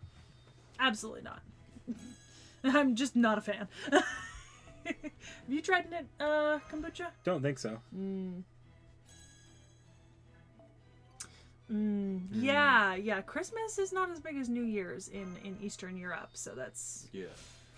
I celebrated it a lot because of my American family, but I don't think it's as big with the other side of my family. I've heard a lot about Diwali. It sounds really wonderful. Like, really beautiful. Like, I've looked up the celebrations for it and stuff. It looks, like, stunning. Oh, the other Vladdy. Yep. Ooh, if we could celebrate Japanese Christmas and I get my KFC Obon. giant chicken. Obon. Oh, I love Obon. Yeah. I was don't- actually just although I was I just guess- celebrating that the other day, actually. Although, I guess KFC and a strawberry cake would really be a good... Yeah. I do love me some fried chicken and a strawberry cream cake. I That mean, does Japanese sound Christmas delicious. is basically our New Year's Eve. Yeah. That does sound delicious. KFC in Greece has tacos. Like fish tacos. Okay, fish tacos not that surprising. Actually, I'm They also surprised- have chicken tacos. I feel like getting fish at Kentucky Fried Chicken is a bit of a... I mean, I didn't get it, but I was looking on like the ordering app when I was going Like, to I'm not saying McDonald's. Kentucky Fried Chicken is the biggest tourist Yeah. destination, but also, like, why are you going to Kentucky Fried Chicken for for fish? tacos or Yeah. fish. No, if they were like chicken tacos, that There makes a are little bit chicken of sense. tacos, Yeah. but there are also fish tacos. Why would you go to Kentucky Fried Chicken for fish? I think, like, if you don't have, like, a normal place that has Kentucky Fried Chicken, people go to Kentucky Fried Chicken and get, like, the American experience. I don't know. That depends. Fucking what was it? I was looking to order like a Big Mac on like the app. They were calling it a large tasty. Do you want a large tasty with a Coke? You want a large tasty or a small tasty? Yeah, I thought that's just a little bit funny to me. I think. Actually, I'm kind of surprised you didn't have that much seafood in Greece. Well, Sparty's not really. Oh, by the sea? Yeah, Ah. it's kind of landlocked by several mountain ranges. Fish is not really the biggest. I think I had a salmon and noodle dish, but it was Italian. Athens is a port city, and I did have fish there. So, you know, fish, the chicken of the sea. Yeah, tuna, the chicken of the sea. Yeah. That's the chicken of the cave. Yeah. So Sparty didn't really have fish options for me. And like I said, as soon as I got back to Athens, I wasn't necessarily looking for fish options in Greek food so much as I was looking for poke and Japanese and Korean food where I would get fish. Rats, chicken of the rail yard. Jesus. Oh, my. Roadkill, chicken of the soy sauce factory near my house that always smells like fried chicken. And my mom and I swear it's fried roadkill with a side of soy sauce. Somewhat unrelated, what Pokemon type max 2 would you be? I think that's up to Knick-Knack to decide for each of us because we are not Pokemon players, but Knick-Knack is. I am, and I don't know if I could actually tell y'all. Ah, we should go find a BuzzFeed quiz. Oh, my. I don't know. I feel like I'd be like Earth and Fire. Some shit. Like stubborn and easy to anger. That sounds about right. I don't know what I would do. I don't know. Void, maybe? I like to stay in my nice little hidey hole. Is there a void? No. I don't know. There's ghost type. Or dark type. Yeah. But that's not really void per se. I don't know. Something that likes to just stay by itself. That's fair.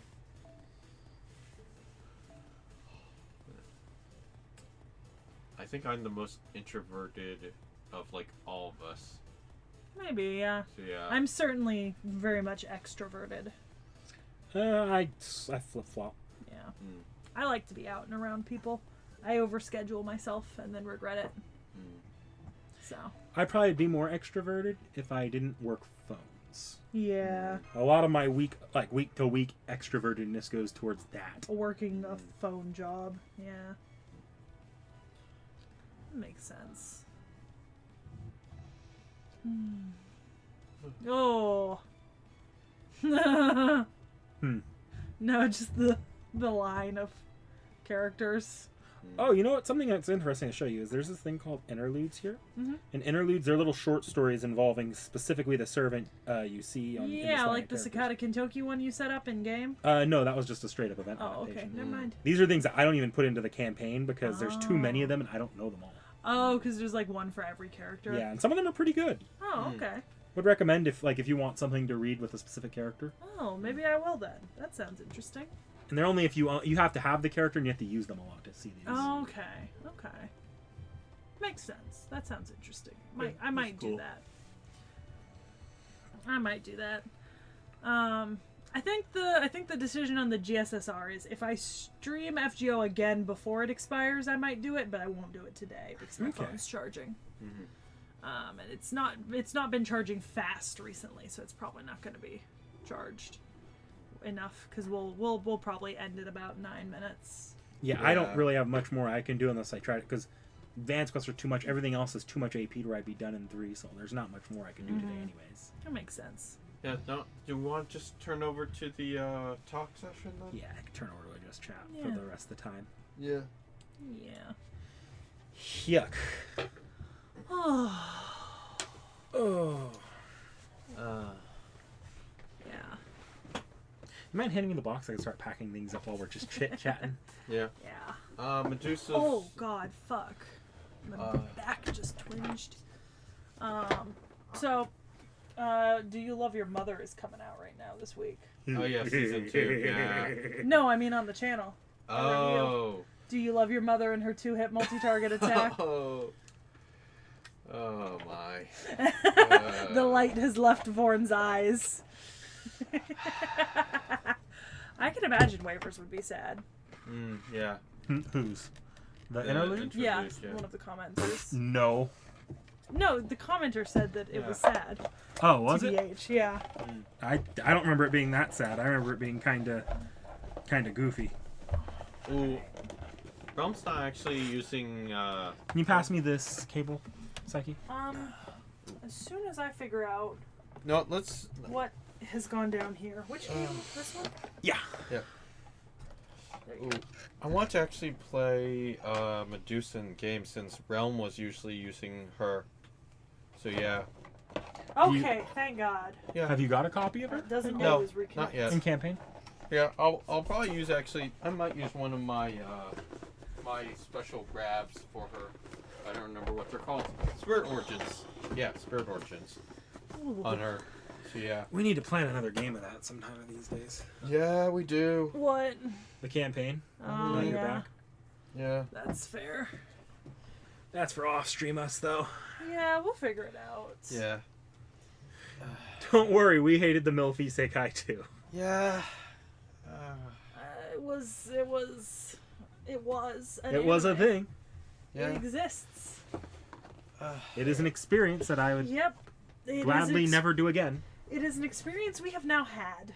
Wasn't that like from what we're doing for Realms picks? Yes. I I would love to see them animate the Lost Belt prologue and literally any of the Lost Belts. all of them if they could, but I know All it's of them, unrealistic. like Babylonia. It's unrealistic, though. They're only going to do a few. But it'd be lovely to see them all like Babylonia.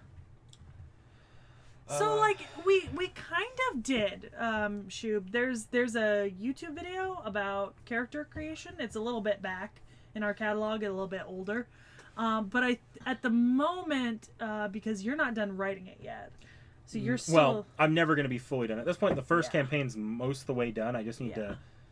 And once the first campaign's done, I've told Nick Nack that I'll help him edit and format it into, like, a PDF that can be released for free.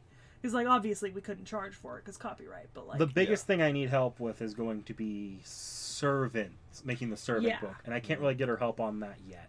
Yeah. Yeah, not until we're done playing it. So, yeah. Yeah, well, I mean, once we've kind of met most of the stuff, because you don't have to show me the designs. We No, just go over the other stuff.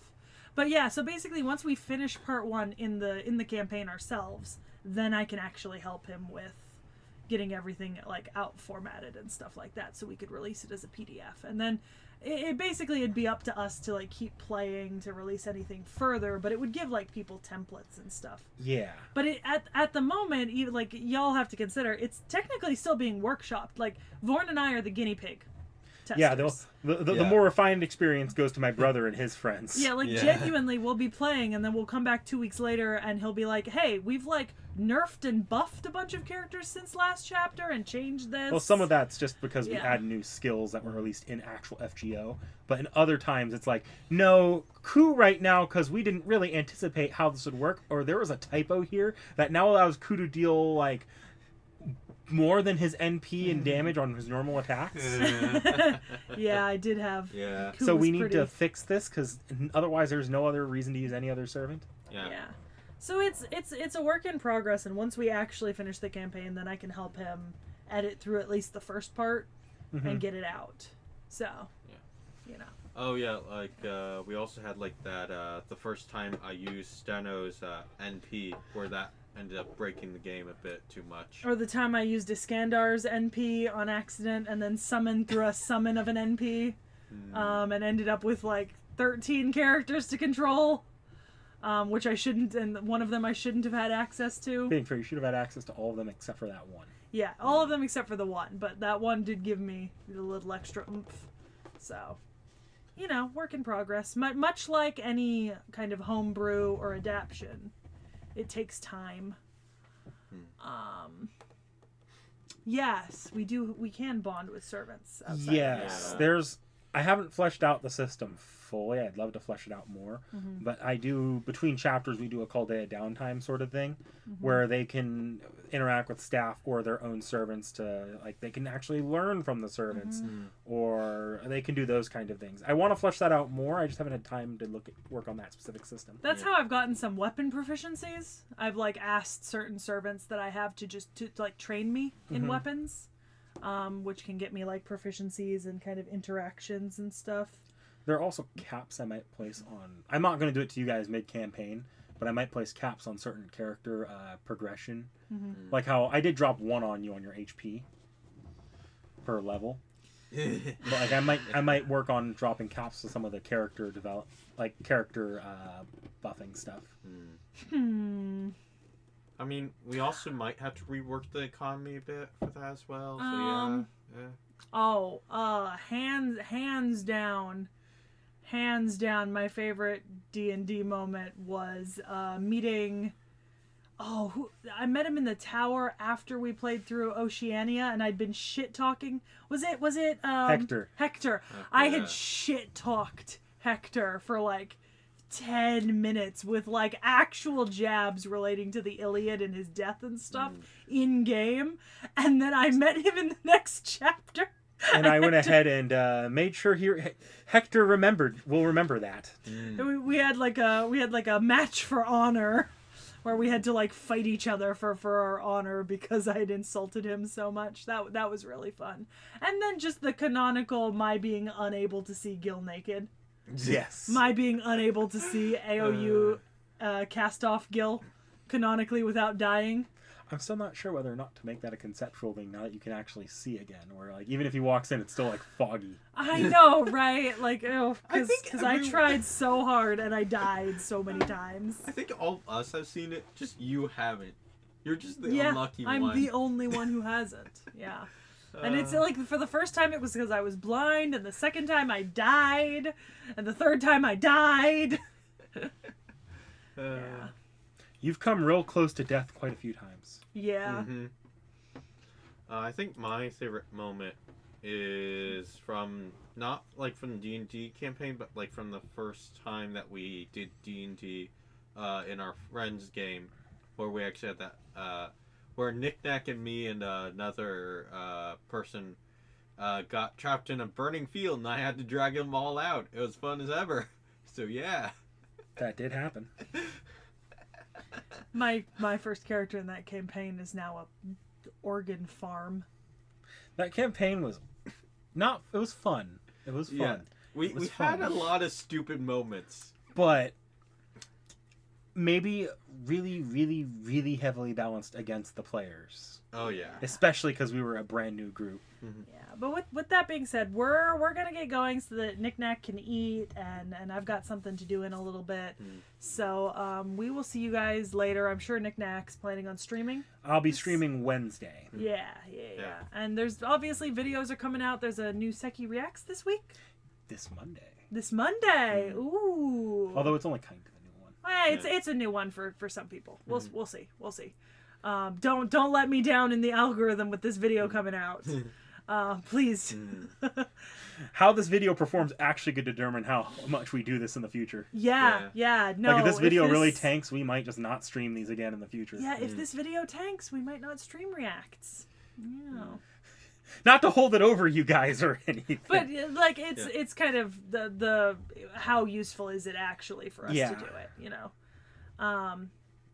it, just because if it gets all the views on stream and then it doesn't get to take up a place in our normal video release schedule, and we kind of have to keep our release schedule.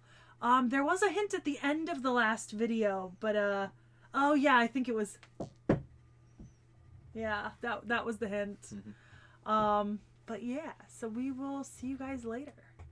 Bye. Bye. Toodles.